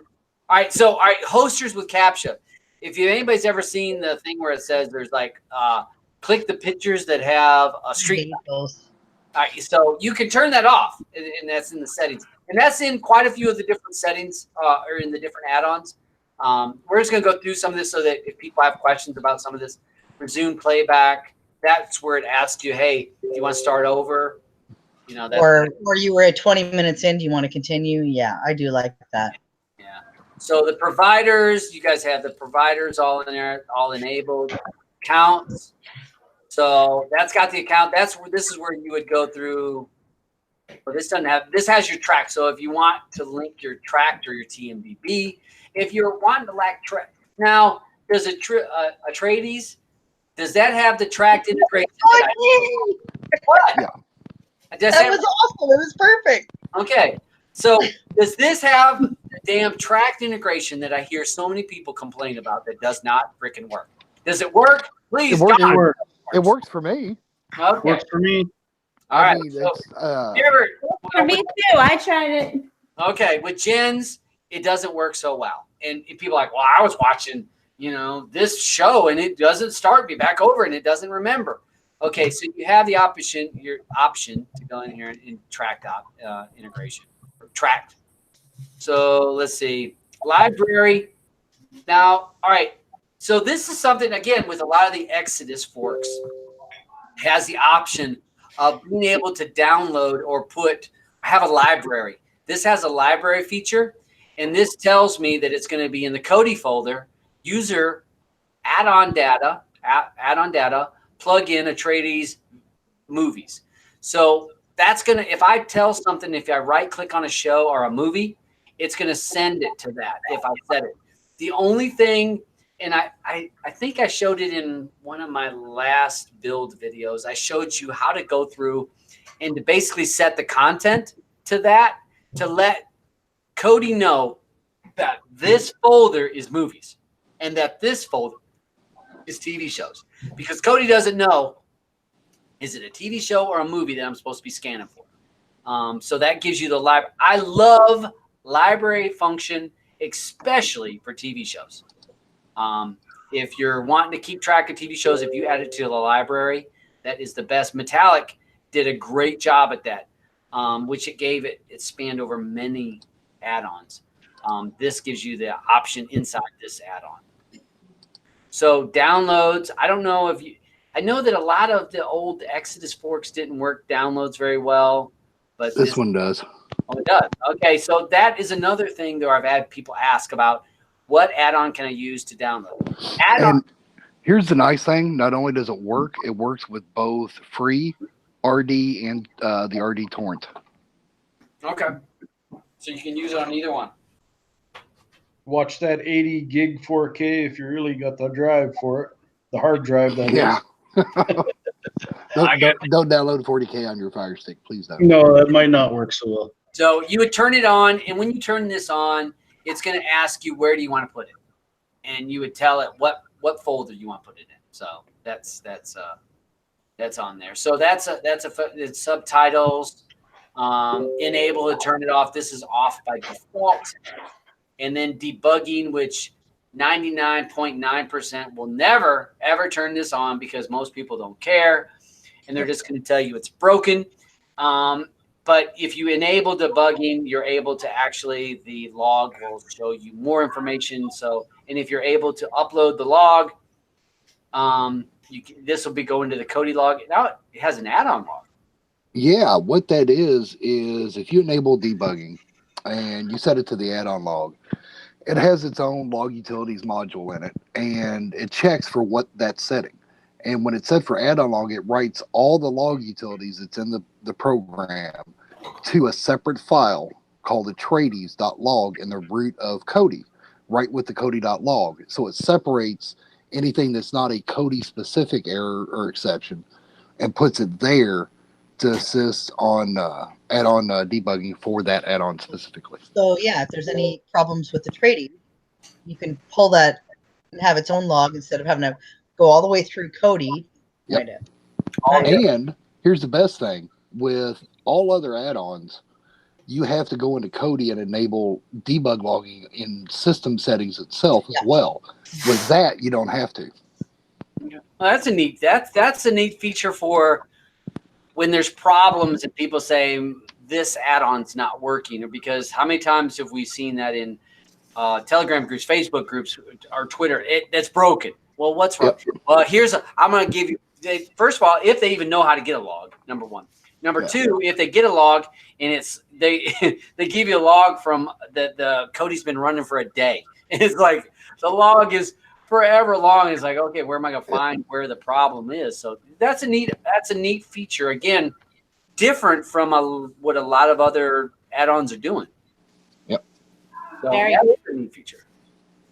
All right. So we went through, and I'm going to back out because I'm not going to show the add-on itself, but I showed the settings bar. Again. I've showed how some of that stuff in the back end. Is that me? Who? What? Oh, he said there was an echo there. I was just wondering if it was me I don't know. again. Could be my shitty whole setup. I got, I'm damn happy this together. All right. So do we have questions? I see him rolling back. I did see a question from Dick. China Cat, you or Blue can only answer this question. None of the guys can. I want to do a track list in EIM. Is that possible? A track list in EIM. I bet Terrorize Did that. Like EIM is just for information on something. Most track lists you would enable in an actual add-on. Like for example, with Bob in the old days, we had something where it was tied to EIM and tied to Metallic, so you could import your track list in the add-on and then see the information about it in EIM and then play it through Metallic. But Metallic was the key. I think obviously, yeah, and I think if you could do that, then maybe look at EIM and go into the settings and see if there's anywhere where you can input your tracked API or something. But that doesn't ring a bell with me. Then again, I've had glasses of wine, so I really can't tell you. I'm Metallic or any of the Metallic forks. I don't even know. There's so many. I can't keep track of who's most active on that. Metallic lets you pull in your tract. EIM was linked to tract. You had to have Metallic to have. You had to have some type of Metallic to have EIM essentially, right? EIM was extended info. Like Cody has an add-on or a script that's called extended info, where when you clicked on it, when you hit the context menu on a movie in an add-on, if you had EIM installed, what would happen is it would pull you to a new folder. It would essentially give you the info. It would give you all the people that were in the movie. It would give you all the actors in the movie, and then any potential movies they were in besides that. But I don't think tracked works directly in EIM. I think, like Todd said, maybe in Metallic. Yeah. But for me, tracked always more or less worked within add-on, not EIM. I don't remember that in Metallic. Metallic was more for just maybe it did, but grabbing the add-ons that you were going to open these movies with. So you could potentially. Okay, so for example, back in the day, Mid had made he had EIMified is what he called it, Bob. So when you went into Bob anywhere, anybody's list, and you hit the context menu, it would ask you if you wanted extended info on it. Or actually, it would potentially just pull you there with EIMify. So it would pop up that cool screen where you would see the movie poster, and then it would have icons of all the add-ons that could possibly play that movie for you. Then it would have like other movies that were, recommended. It had the actor that was in it, and if you clicked on him, it would take you to a whole different group of movies. And the cool thing about it was then, once you hit that, then it pulled you into Metallic. So say you saw that back in the day it was Bob and it was Exodus and whatever. You could even though you were in Bob, when you click the context menu to get extended info, you could still jump out of Bob and go through Metallic, Exodus. You could play the add-on like that movie through Exodus. So it was like, that's how they always link together. But is Tracked and Metallica? Yes. Yes, it is. Okay, so EIM, no, but Metallic, yes. Oh, hang on. Right? Here. I think all of those do Tracked. All of the EIM forks do Tracked. Really? You swear on God on that? All right, You can open it and take a look. But the thing is, you can have EIM, but you need some type of fork of Metallic to play the link, because EIM was just information. Yeah, it's not the player. You needed some type of bridge, because EIM whichever fork you're using of EIM, pointed to whatever fork of metallic that actually metallic would play the Yeah, add-on. so even if you I've pull up always the seen it. info That's always for how your- it's done. So yeah, is that what you mean? So even if you can pull your track list in EIM, you cannot play the movie without it linking to another add-on like Metallic. Do you know what I mean? Like you can see info for it, sure. You pull up your track list; it's got Pirates of the Caribbean, and EIM shows you the info for it. But you cannot play it unless you have something that is essentially a player. Metallic will choose the add-on you use, but you're still using that add-on. Like you're still bouncing back to the initial add-on.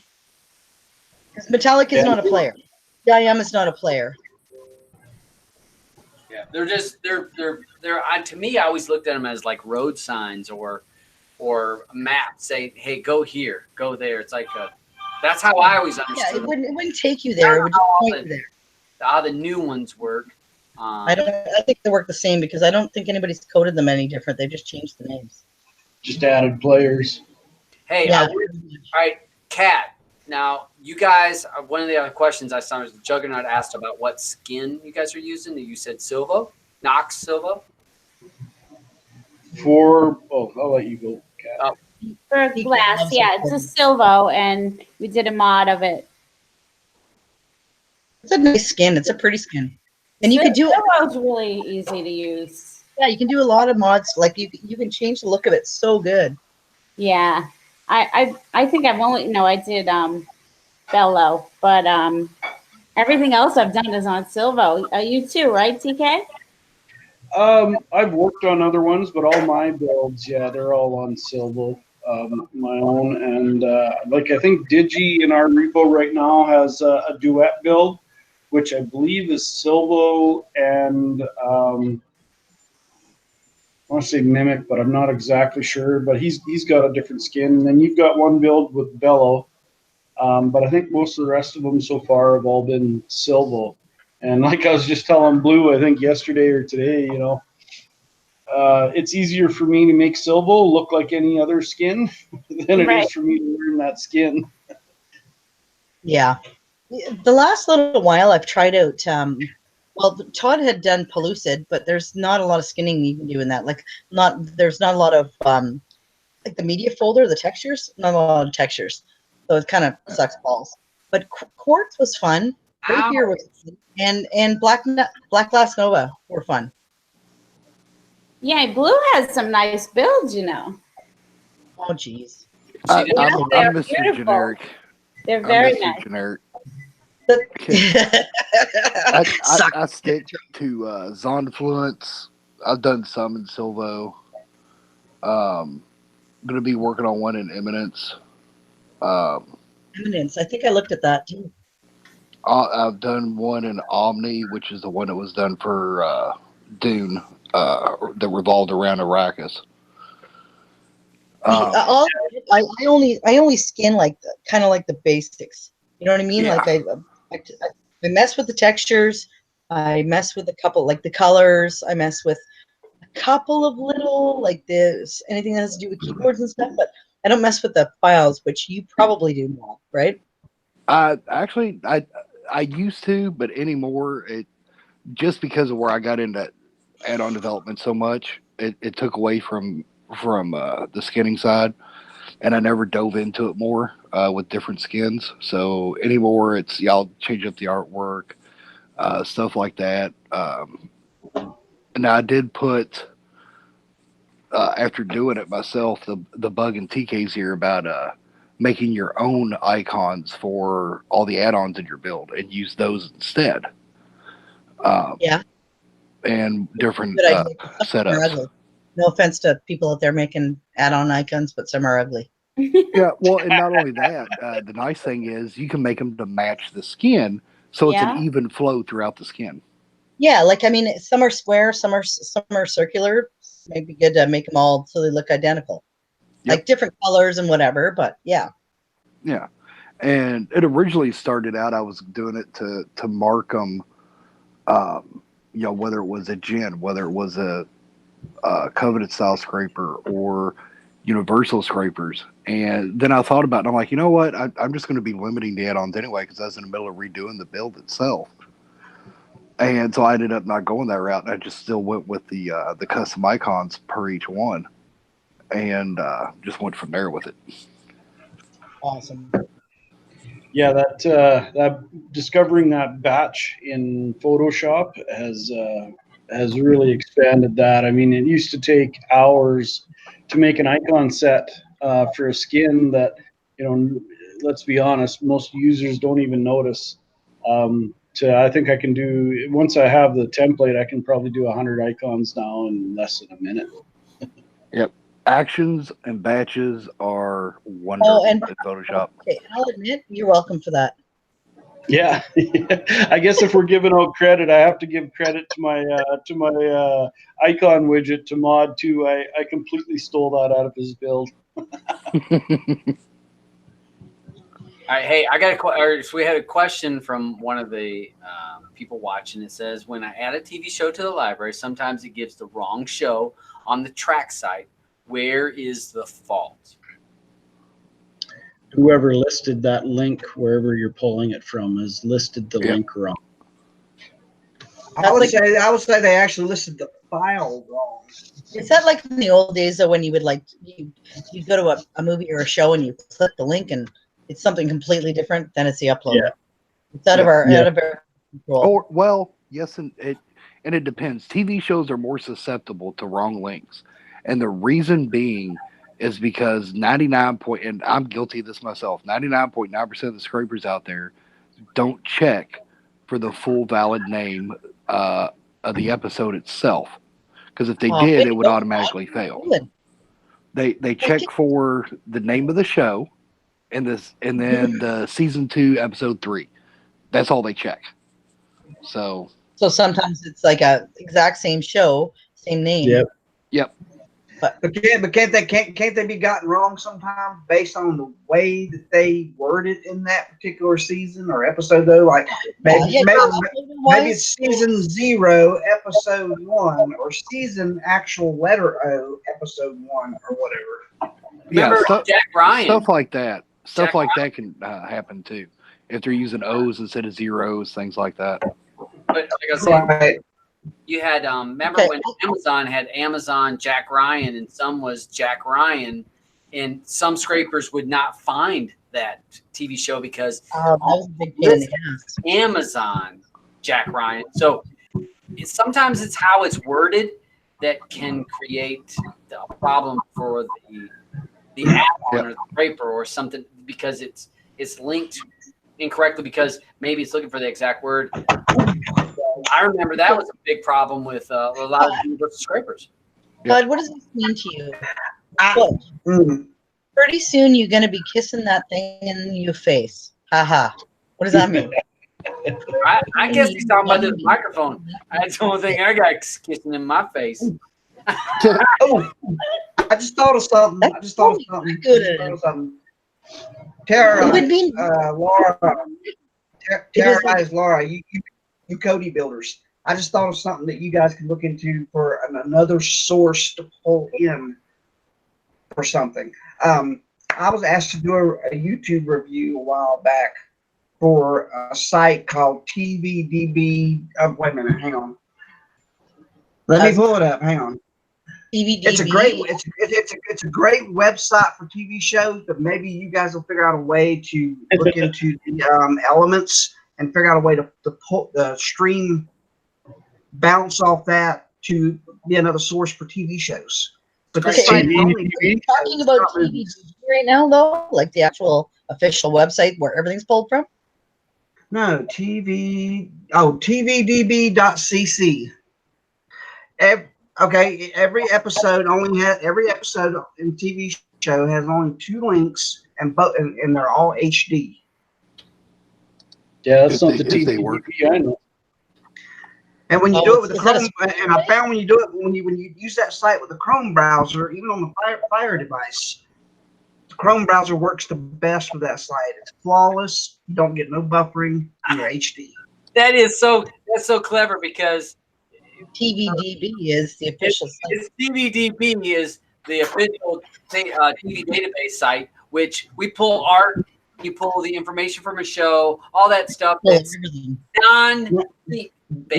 No. TVDB.cc is the streaming site. Yeah, it is. They've done it. That was They've changed it to CC. You're able to pull. it was That could smart. be into a scraper, I guess. That would have to be a scraper. Would have to be The made. scraper site for sure. I just looked at it. But hey, I made $50 for doing the review. So Damn, you're making better than me. Dang, can't get no money.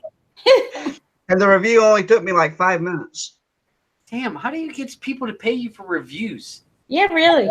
I've never heard of it. Unless you're Donut. someone. Well, see, this is the thing.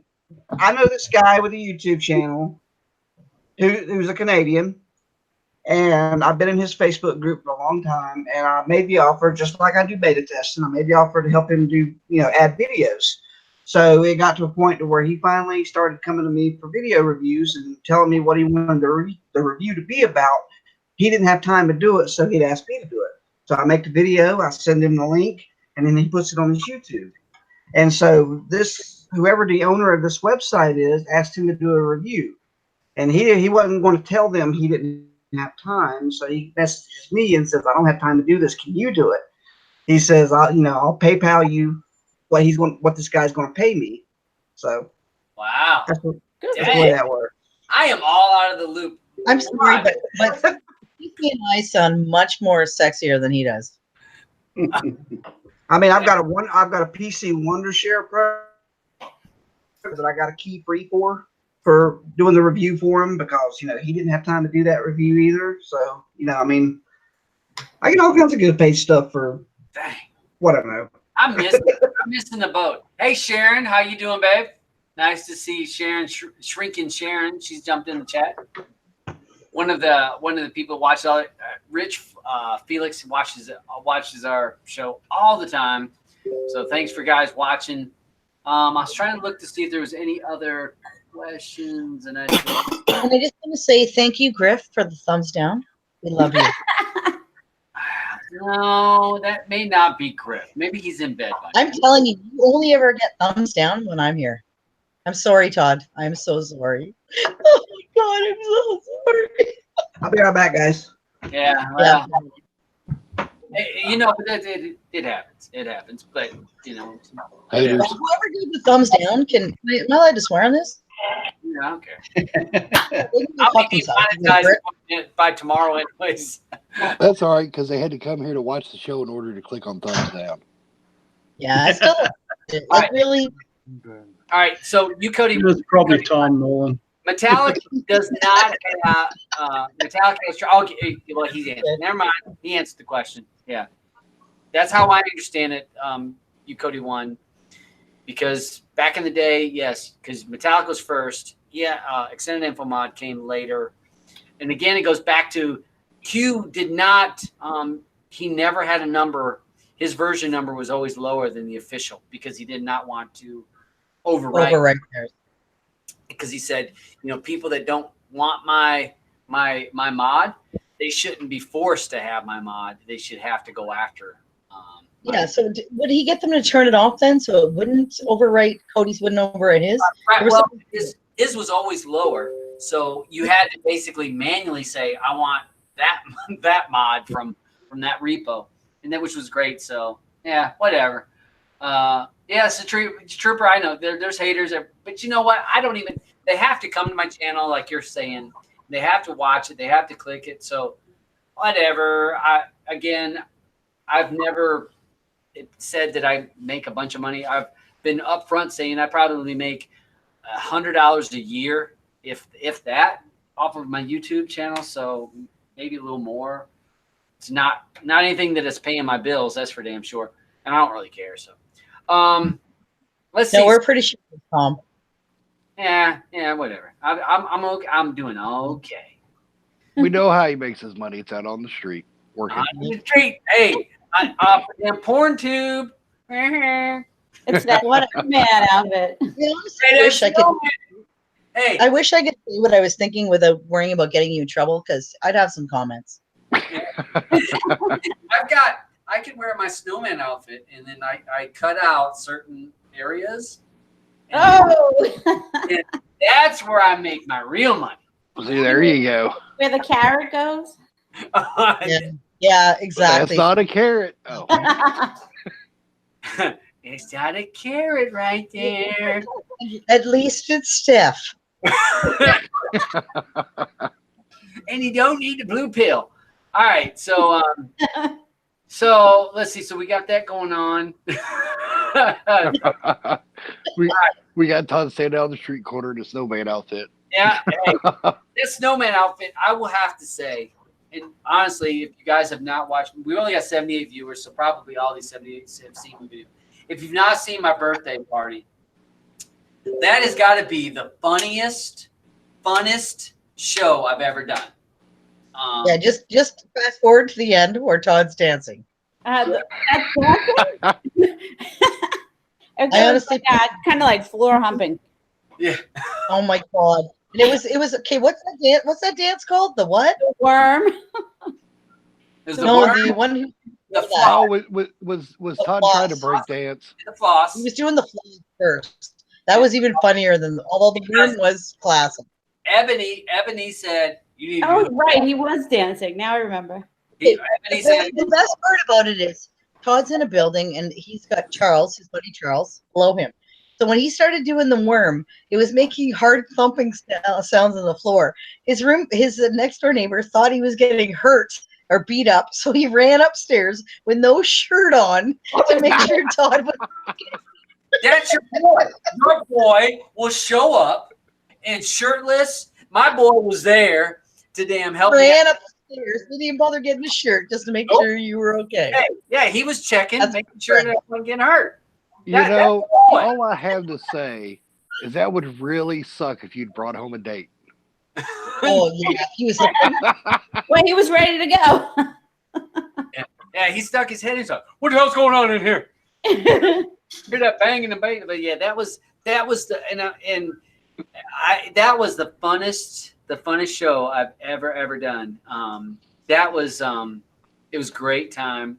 It was. I laughed my head off. I laughed.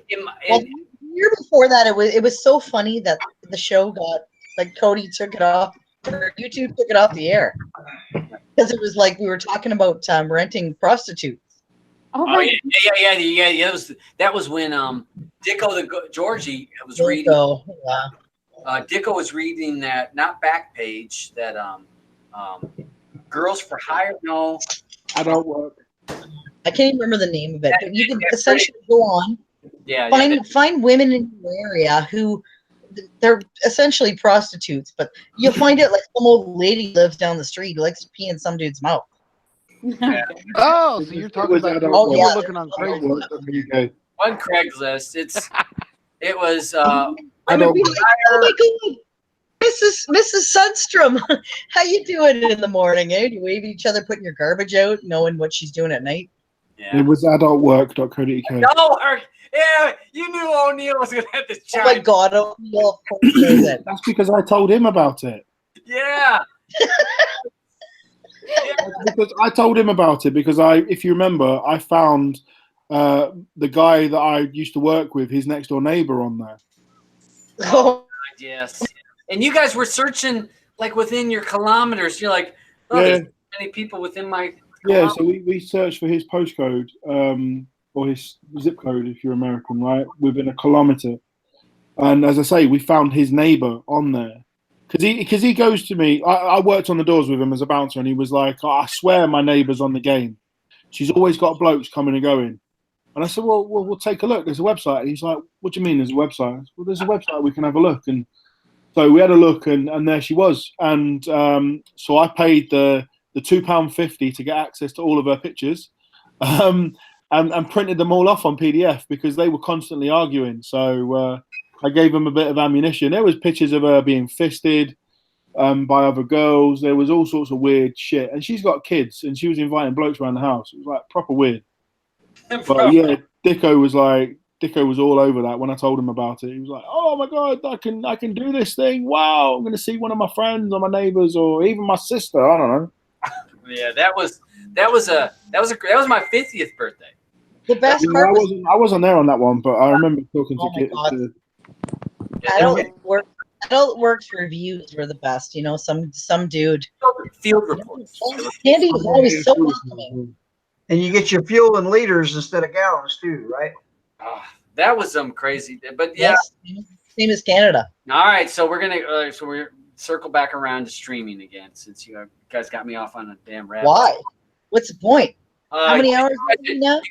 You guys are taking me down a bad road, and I see this could be We've just got enough streaming for the night. We're good.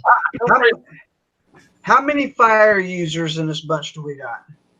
Fire users. Oh, Jesus, Mary, and Joseph. Jam that thing down your hole. Me and Laura both have Fire Sticks 4Ks. I just wanted to bring that up. If you're not somebody a lot of boxes. Don't listen to all the bad news about them. A lot of people, the biggest part of that is just remote syncs. And I don't know why they're doing that, because when I got mine, I've had it for 2 months now and never lost sync with the remote. But it did pair up instantly with my TV for using the new power button and the volume buttons. So if you don't have to have a lot of room for games and other garbage apps, then it is the best so far from Amazon for streaming. All right, and so that is there is a flaw with it though with IPTV. It's what? There is a flaw with IPTV on the new Fire Sticks. So if you've got an IPTV service, especially in the UK, and every IPTV service that I've come across so far has this problem. If you've got the new 4K Fire Stick from Amazon, and you are using an IPTV service, the audio will be delayed by 10 seconds. And that's because of the actual audio settings inside the Fire Stick. You have to go and change it from the default, which is Dolby Digital, to just stereo. And it will sync. I did a 3-day test with my Canadian friend's new IPTV service. The shell of the app was basically based off of IPTV smarters, and I didn't experience any of that delay. And I didn't change any of my audio settings. All the groups I sit in, and I sit in a few for IPTV because I help build a few IPTV services, and they've all had the same problem with using smarters. Using Kodi handles it. But using smarters, there was like a 5 to 10 second delay every time, especially when watching the football. Ain't smarter than APK. Well, Smarter than APK, written by an Indian company. But let's just say the reason that Fire Sticks get a bad rep is because most of us that have spent a little more money and have good boxes, when you go back to that. Well, I don't think there's anything fundamentally wrong with a Fire Stick, apart from the fact that it sits behind your TV. So if I just like the portability. If you're using wireless and you've got like your TV mounted on the wall, it's not easy to get to, because it's not sort of connected to a HDMI unless you've got a splitter. So your wireless signal sort of traversing through a wall when you sit your TV. So suddenly you've lost a bit. You can get a USB adapter to it to use Ethernet, but I think for the price point, I think they're fine. There's nothing wrong with them. I mean, Fire Stick 4K. I love the fluency and the response of it, and I've not had any issues with it, even with an IPTV service. You go back a few years, right? People were using some shitty MX box, dual core, and they thought they were the bee's knees with that box. It was crap. Well, but I think with the 4K, so I had the Fire Stick 1 and 2. Now the 1 was pretty rough. It was, if you just bare bone stuff, it ran fine. And I think that the 2 did all right. Now I see from 4K, I see lots of people talking positive about it. But I think also the Fire Stick has a bad rap because of Fire Stick sellers. People that are buying many, and they buy it for $20, $30, $40, whatever they're paying, probably less than $30. Well, there's a limit on buying them now, isn't there? You can only buy so many at a time. And it's not just that, though. Every product, no matter what it is, every product's got its lemons. Yeah, it does. So just like a car, you can buy a bad car, you can buy a bad Fire Stick device, or you can buy a bad tablet or whatever, but I think, again, I think it still falls back to just it has a bad rap because of the people that were selling those early ones, and they're just there for the money, and they're just. I think that it created a bad rap for it. I have the, like I said, Fire Stick 1. I have one of those, and it works. Does it work? Yeah. But is it slower than every other device I have? Sure. If you put just bare bones Kodi, will it work? Sure. But if you load it up with big builds and run it for a long time, it starts to get slow. It's a dual core, right? So it's a dual core device. It's not it's not got a lot of grunt behind it, but the latest 4K one is a lot better. It's got so much more piled into it, and the heat shielding's better and everything. Yeah, there was a real power issue and heat issue with the version 1 and 2 that they used to just get so hot. Again, it's sat behind your TV, right? So your TV has vents that pushes power and expels it away from the panel backwards towards the wall, towards the corner of your room, wherever. And you've got this little stick sitting behind it. It's going to take all the heat, and it's dual band Wi-Fi. It's got no fans. It can't expel the air through a fan. It has to do it naturally. So it's going to get hot, and then when they get hot, they just shut down.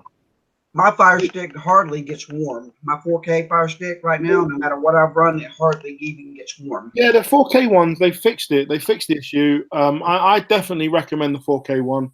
And I think if you've got like an extra 10, 15 quid, I personally recommend like the 4K box itself because of the fact that it's Ethernet. And you don't have to go and buy an additional cable, and it's a proper power supply. Wait, are you talking about the Amazon box? Because that doesn't have Ethernet. The newer ones, anyway. The pendant does. The pendant. Did they? I've got the pendant too. Yeah, the box doesn't where it used to. The original. I've got the Fire TV, but I didn't know that they've changed it since. Yeah, they don't make the box anymore. I loved the box. Now they make they have the box, but it's tiny and there's no Ethernet connection. Oh, that thing. You can't even get a box off Amazon anymore. The dongle one is terrible. I hate that one. Why would they do that? That box was amazing. Yeah, I love the box. They make a cube now. Yeah, they do. Yeah, the cube don't even compare to the new Fire Stick. The 4K Fire Stick runs faster than my cube. It does. It's a big improvement. David A. Well, I think we touched on this question early part of the show about finding about the default views, which was in each particular add-on. So maybe roll back to the early part of the show. Dick Young. He has a question for Carl. His hobby he has a lot of music on his laptop. Is there an add-on where he can upload his music from his laptop and play it on Kodi on his portable? Sorry. No, I don't know. I don't know phones very well. No, I don't think there's any many places to upload music. I don't know. I think if you wanted to do something like that, does Plex offer music? Yeah, you can play music through Kodi. You just got to get it from your phone to Kodi. Right, but I'm saying that Plex, like how you download stuff in order to watch it. Do the same thing. So Plex can play music. Yes. Plus, they offer a service, but it costs money, just like any other. Yeah, they got bundled with Tidal now, which is the Jay-Z one. Yeah. Jay-Z equivalent of Spotify. So yeah, you can so go with Plex if you have a Plex and you have a seed box, then you can have your own stuff. Yeah, he's on about moving the files from his phone to his add-on, I guess, to a Kodi box. Phones, man, I don't know how you get it from your phone to your box or whatever, because I don't know what box you've got, I don't know what phone you've got, but just get the file off, put it on a directory, and let Kodi mount it, and it will play whatever's there. It's got a music functionality. It will play music by default. Like it's the same thing with Pod. You'll notice it's the same thing with Plex. If you look, you'll have the home category, then you'll have movies, TVs, then there'll be a music one, a podcast one, a news one, and pictures. You can also look at your pictures on Plex.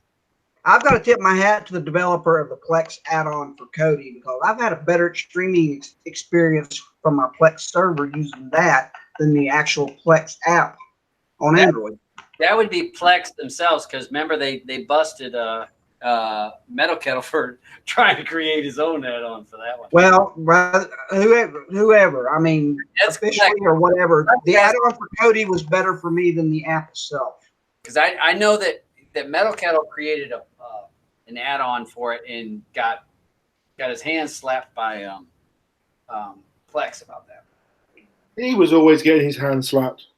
But I'm just saying that so I think there is an official Plex add-on that Plex put out. So all right, I'm gonna wrap up because we've been talking for 2 hours, y'all. You kind of bypassed my news. Oh wait, God, what's your news? I thought your news was Sony. No, was it heck? Fuck. No. And Sony's fixing their problem with Cody. All right, we because we talked about that early part of the show. We talked about it at the beginning. All right, Carl, I'm sorry. Your news. I thought that news was. I don't know whether I want to do it now. Oh, you sensitive, damn.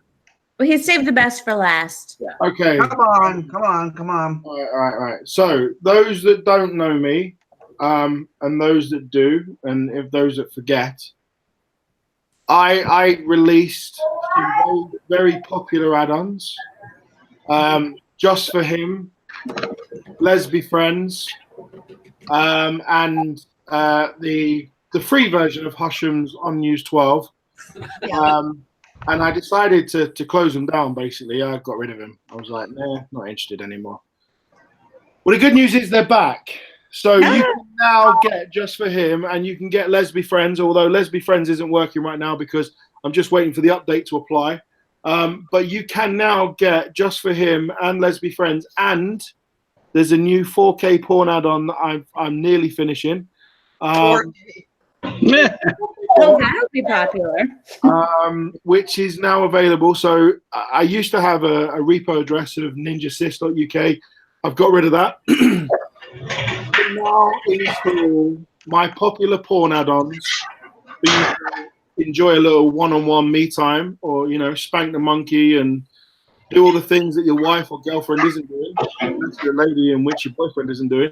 By going to spankbank.cf in your Kodi installation, add it to the repo source, manager, add spankbank.cf, install the repository, and wank away, boys. Just wank away. All right, hold on. I'm trying to get, now it said spank or spank bank? Spankbank.cf. Oh my god, that's freaking hilarious! There's nothing better than 55 China. Oh my god! All right, so I'm gonna post this. He's gonna bust a nut right there. Oh, yeah, I'm literally just waiting for Let's Be Friends because I've just had Tony help me in one of our channels with some regex because they changed it, and I'm waiting on for some reason I'm waiting on the addon.xml to update with the new zip version. Even though I've uploaded it about 20 minutes ago, it still isn't picking it up. So but yeah, spankbang.cf, add it as a file source. You can install Just For Him JFH, which is absolutely flawless. Hasn't been changed in about 4 years, and it's still working now. I mean, I literally just loaded it up and was like, fuck, that still works. That's great.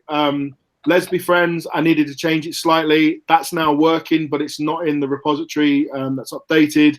And I've got a 4K porn add-on coming out very shortly. I'm just trying to extract the video from the page. So yeah, basically add-ons are back. Go do what you want. I had a load of people just reach out to me on Twitter and LinkedIn, and I was getting loads of messages from people going, listen, I really liked your add-ons. It's a shame they're not back. Can I just get the zip file? And I thought, do you know what? Have them back. Just have them. So wank away, my friends. Wank away. What happened to herpes?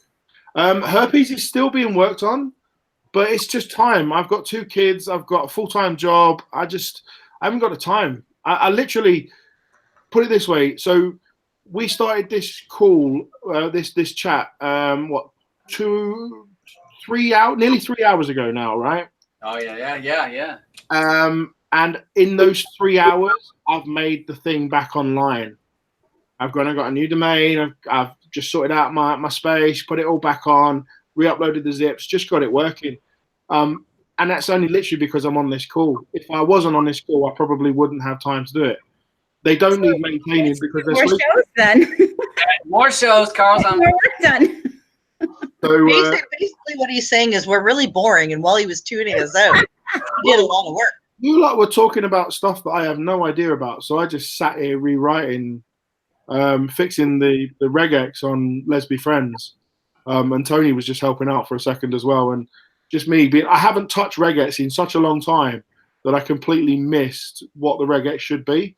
So yeah, we literally just fixed it in a couple of minutes, and it's working on my local install. It's there. It's just not available for some reason in the repo, and I'll fix that in a minute. But Just for Him is working fine. All the categories are there.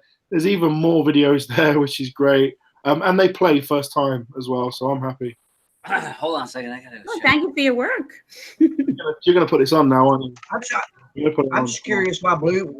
I'm just curious why Blue muted me. I wasn't saying nothing.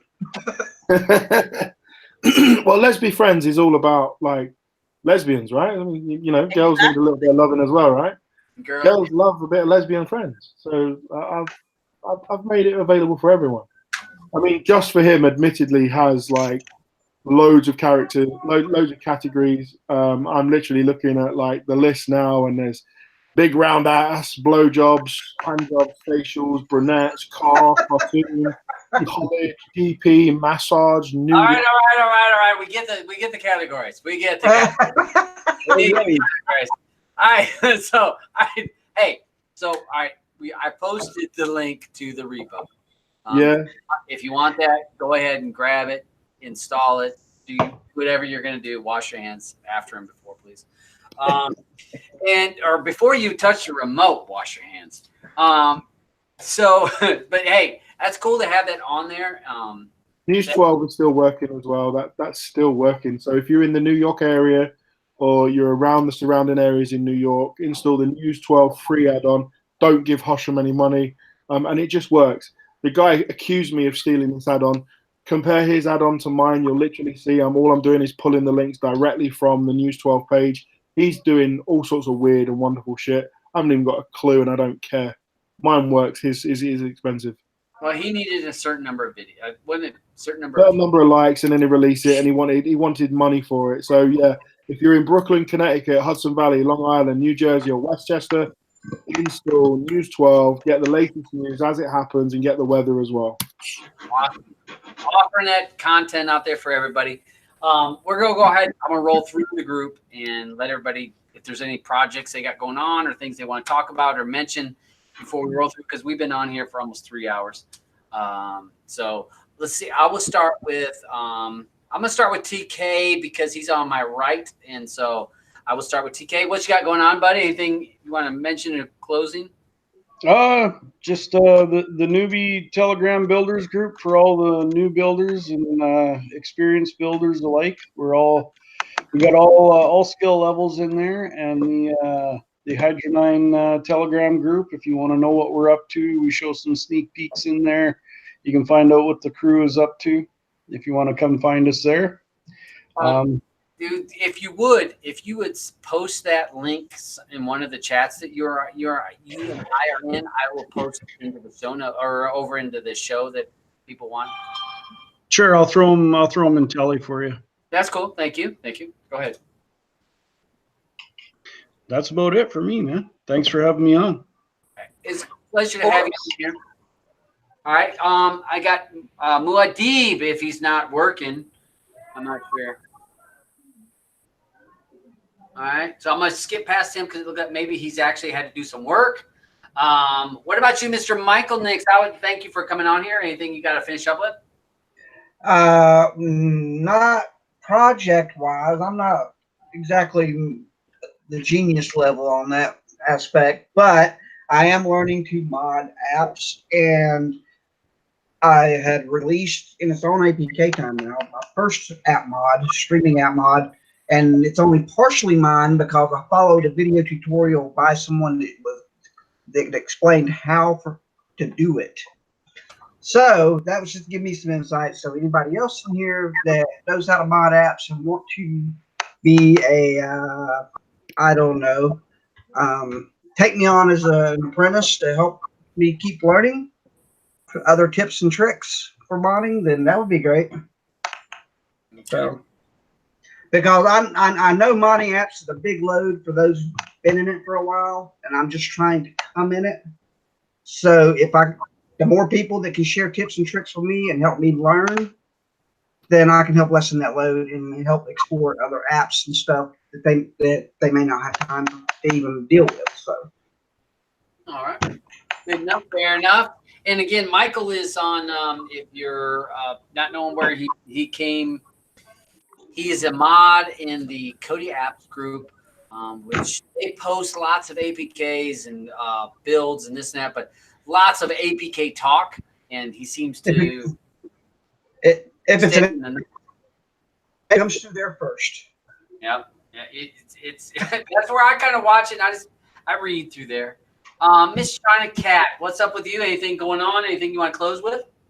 Hey, yeah, well, basically same stuff that TK is talking about. Everyone really should join that newbies group. It's awesome. You learn a lot in there, and you'll love building. Believe me, it's addictive. And Blue has some really great videos on skinning, so you should check her out. You're going to put her link in, right? Yep. You're adorable. Yeah, she's very good. Like, I cannot tolerate most people I watch because I can't because they annoy the crap out of me. But Blues are great. Yeah, She's right you know to the what? point. Sometimes I might fumble around a little bit, but you know what? It's called editing, and I'll take that shit out later before I put it on YouTube. Right, and I really appreciate that. So hers are really good. It's all about how to construct it. Just like writing a book, you have to construct what you're going to put in your book in a certain way for it to flow together the way it needs to. So. I just found, like, I was watching some videos, and as insightful as they were, it was also at the same time they were a little confused because they weren't specific enough about stuff. Like, this line and this XML will do this for you. It was just like, yeah, you go here, and you're like, okay, where are you? Because sometimes, especially when you make a video and you put it on YouTube, especially if you're using XMLs, it's a little blurry. Right. But I like to small. Exactly what line. Yeah. Well, see, that's my issue with modding is I've tried to follow so many forum posts and stuff about modding, but everybody who posts something about how to do something, they only cover the main parts of certain things, but not enough of those parts to fully get it through to you. Well, you know what? We found that before. I think any of us that have made Cody videos is that you can. It's fine and dandy to say, yeah, you go to settings and you actually have to show them where settings is. You have to show them where file manager is. You have to, you know what I mean? You can't just say, yeah, go to file manager and do this. They'll be like, where the file manager? Like, so I went in my videos. I went step by step from the get go. So thanks, Cece. That's sweet. In a nutshell, too much stuff is vague. You're welcome. I said that to TK. I go, you know what? I start trying to do something, and then once I get okay at it, I make a video for it because I know other people are doing the same thing as me and fumbling through.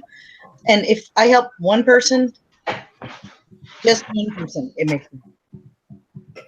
So. Yeah, so everybody come learn. It's fun.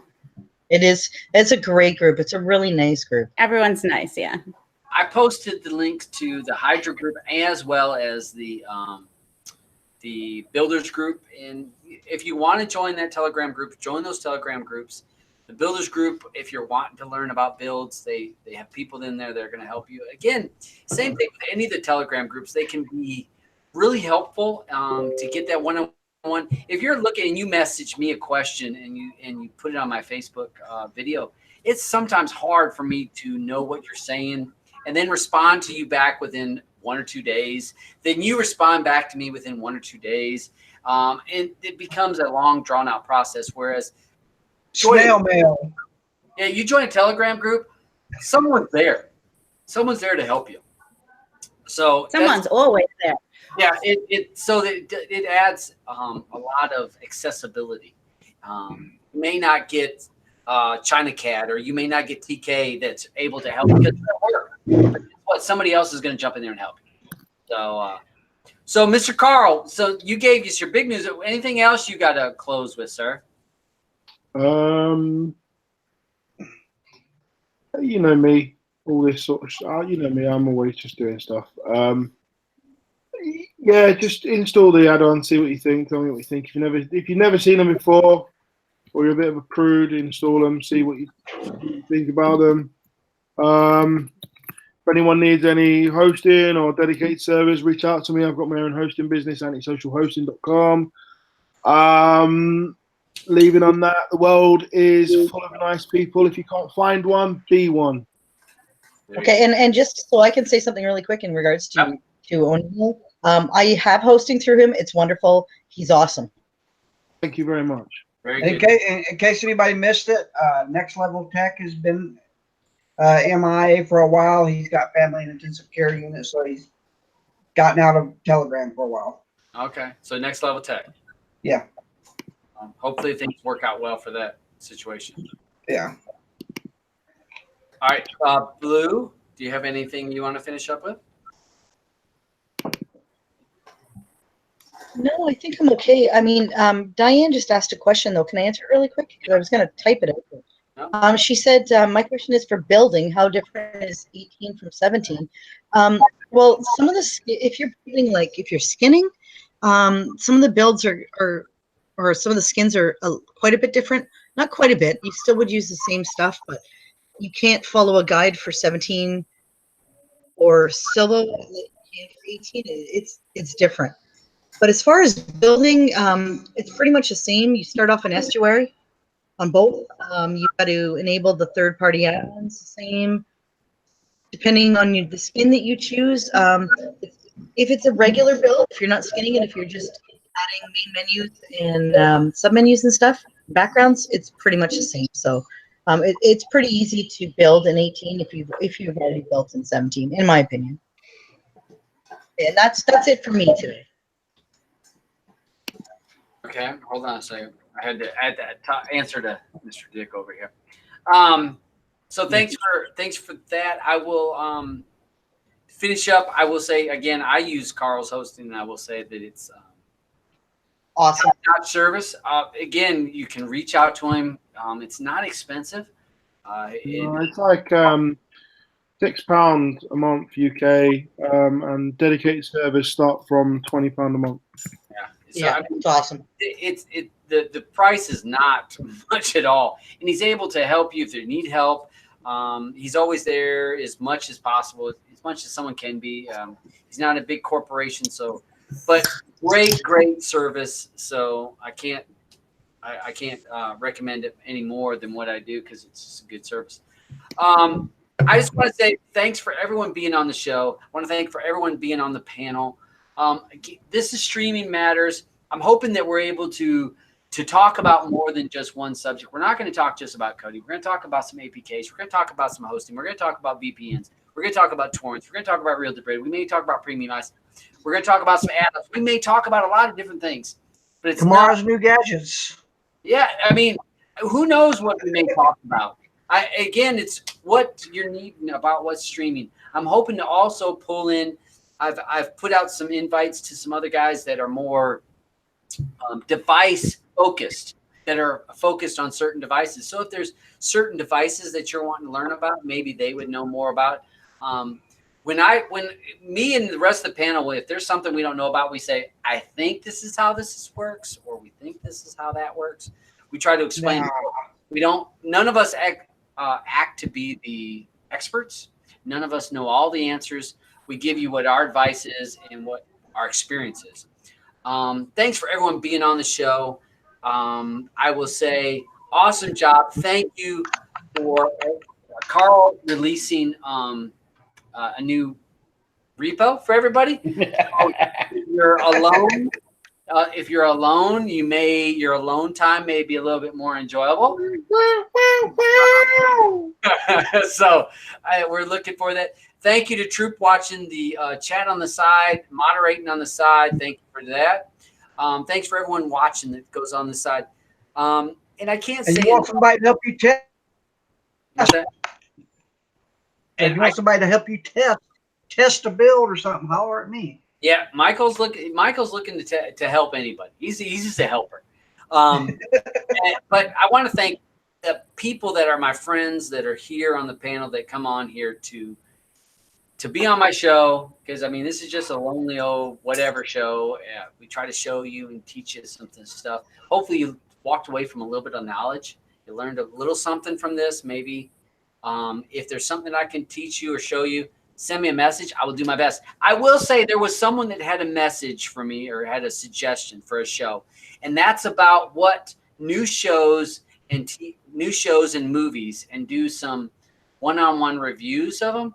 I'm not sure if any of them on my panel. I know that Blue watches a lot of stuff, but that might be a good idea to have a live show when we talk about movies. Just as long as it's not Tan. Huh? Just don't bring Tan on. Tan. Okay. No Tan. But yeah. If you listen to Crypt, Yeah. Crypt will just say that Tan watches absolute dire shite, and it's all crap, and no one would ever watch any of it. It's shit. But maybe sometimes to have somebody that watches shite is good. You know, then they get that shite view. Now, we've not done this since your birthday, so you got to quit this once a month show and do it a little more regular. Hey, we've been having. I had one last week, and then for that. But you didn't notify me. Well, I didn't notify you. I'll have to make sure you're like Wendy. I've got to send you a private fucking message. Yes. So, yes. Communication is the key. All right, so I want to thank everyone for watching. Thank everyone. If you have any questions, anything, I will do my best to answer these questions and get back to you. And you know what? Streaming matters to us because streaming matters to you. And wait, so this was for Blue. Hold on. All right. We on here, Blue? Oh, I thought you was going to do the snowman outfit again. Oh, my. He's having a fit. Someone call an ambulance. He's having a fit. Oh, is it the floss or the? It's still wintertime. You got to do the snowman again. I'll do the snowman again. And that was wrong. Diane, I'm happy to have her. She needs to come on. I need to have some. If some other users or viewers want to be on the show, send me a message on Telegram or not Telegram, on Twitter. I'm happy to have people on that's a little bit different. You know what? It is what it is on my show. Whatever. So, hey, I love y'all. And streaming matters to us because streaming matters to you. Fire stick that shit. Fire stick that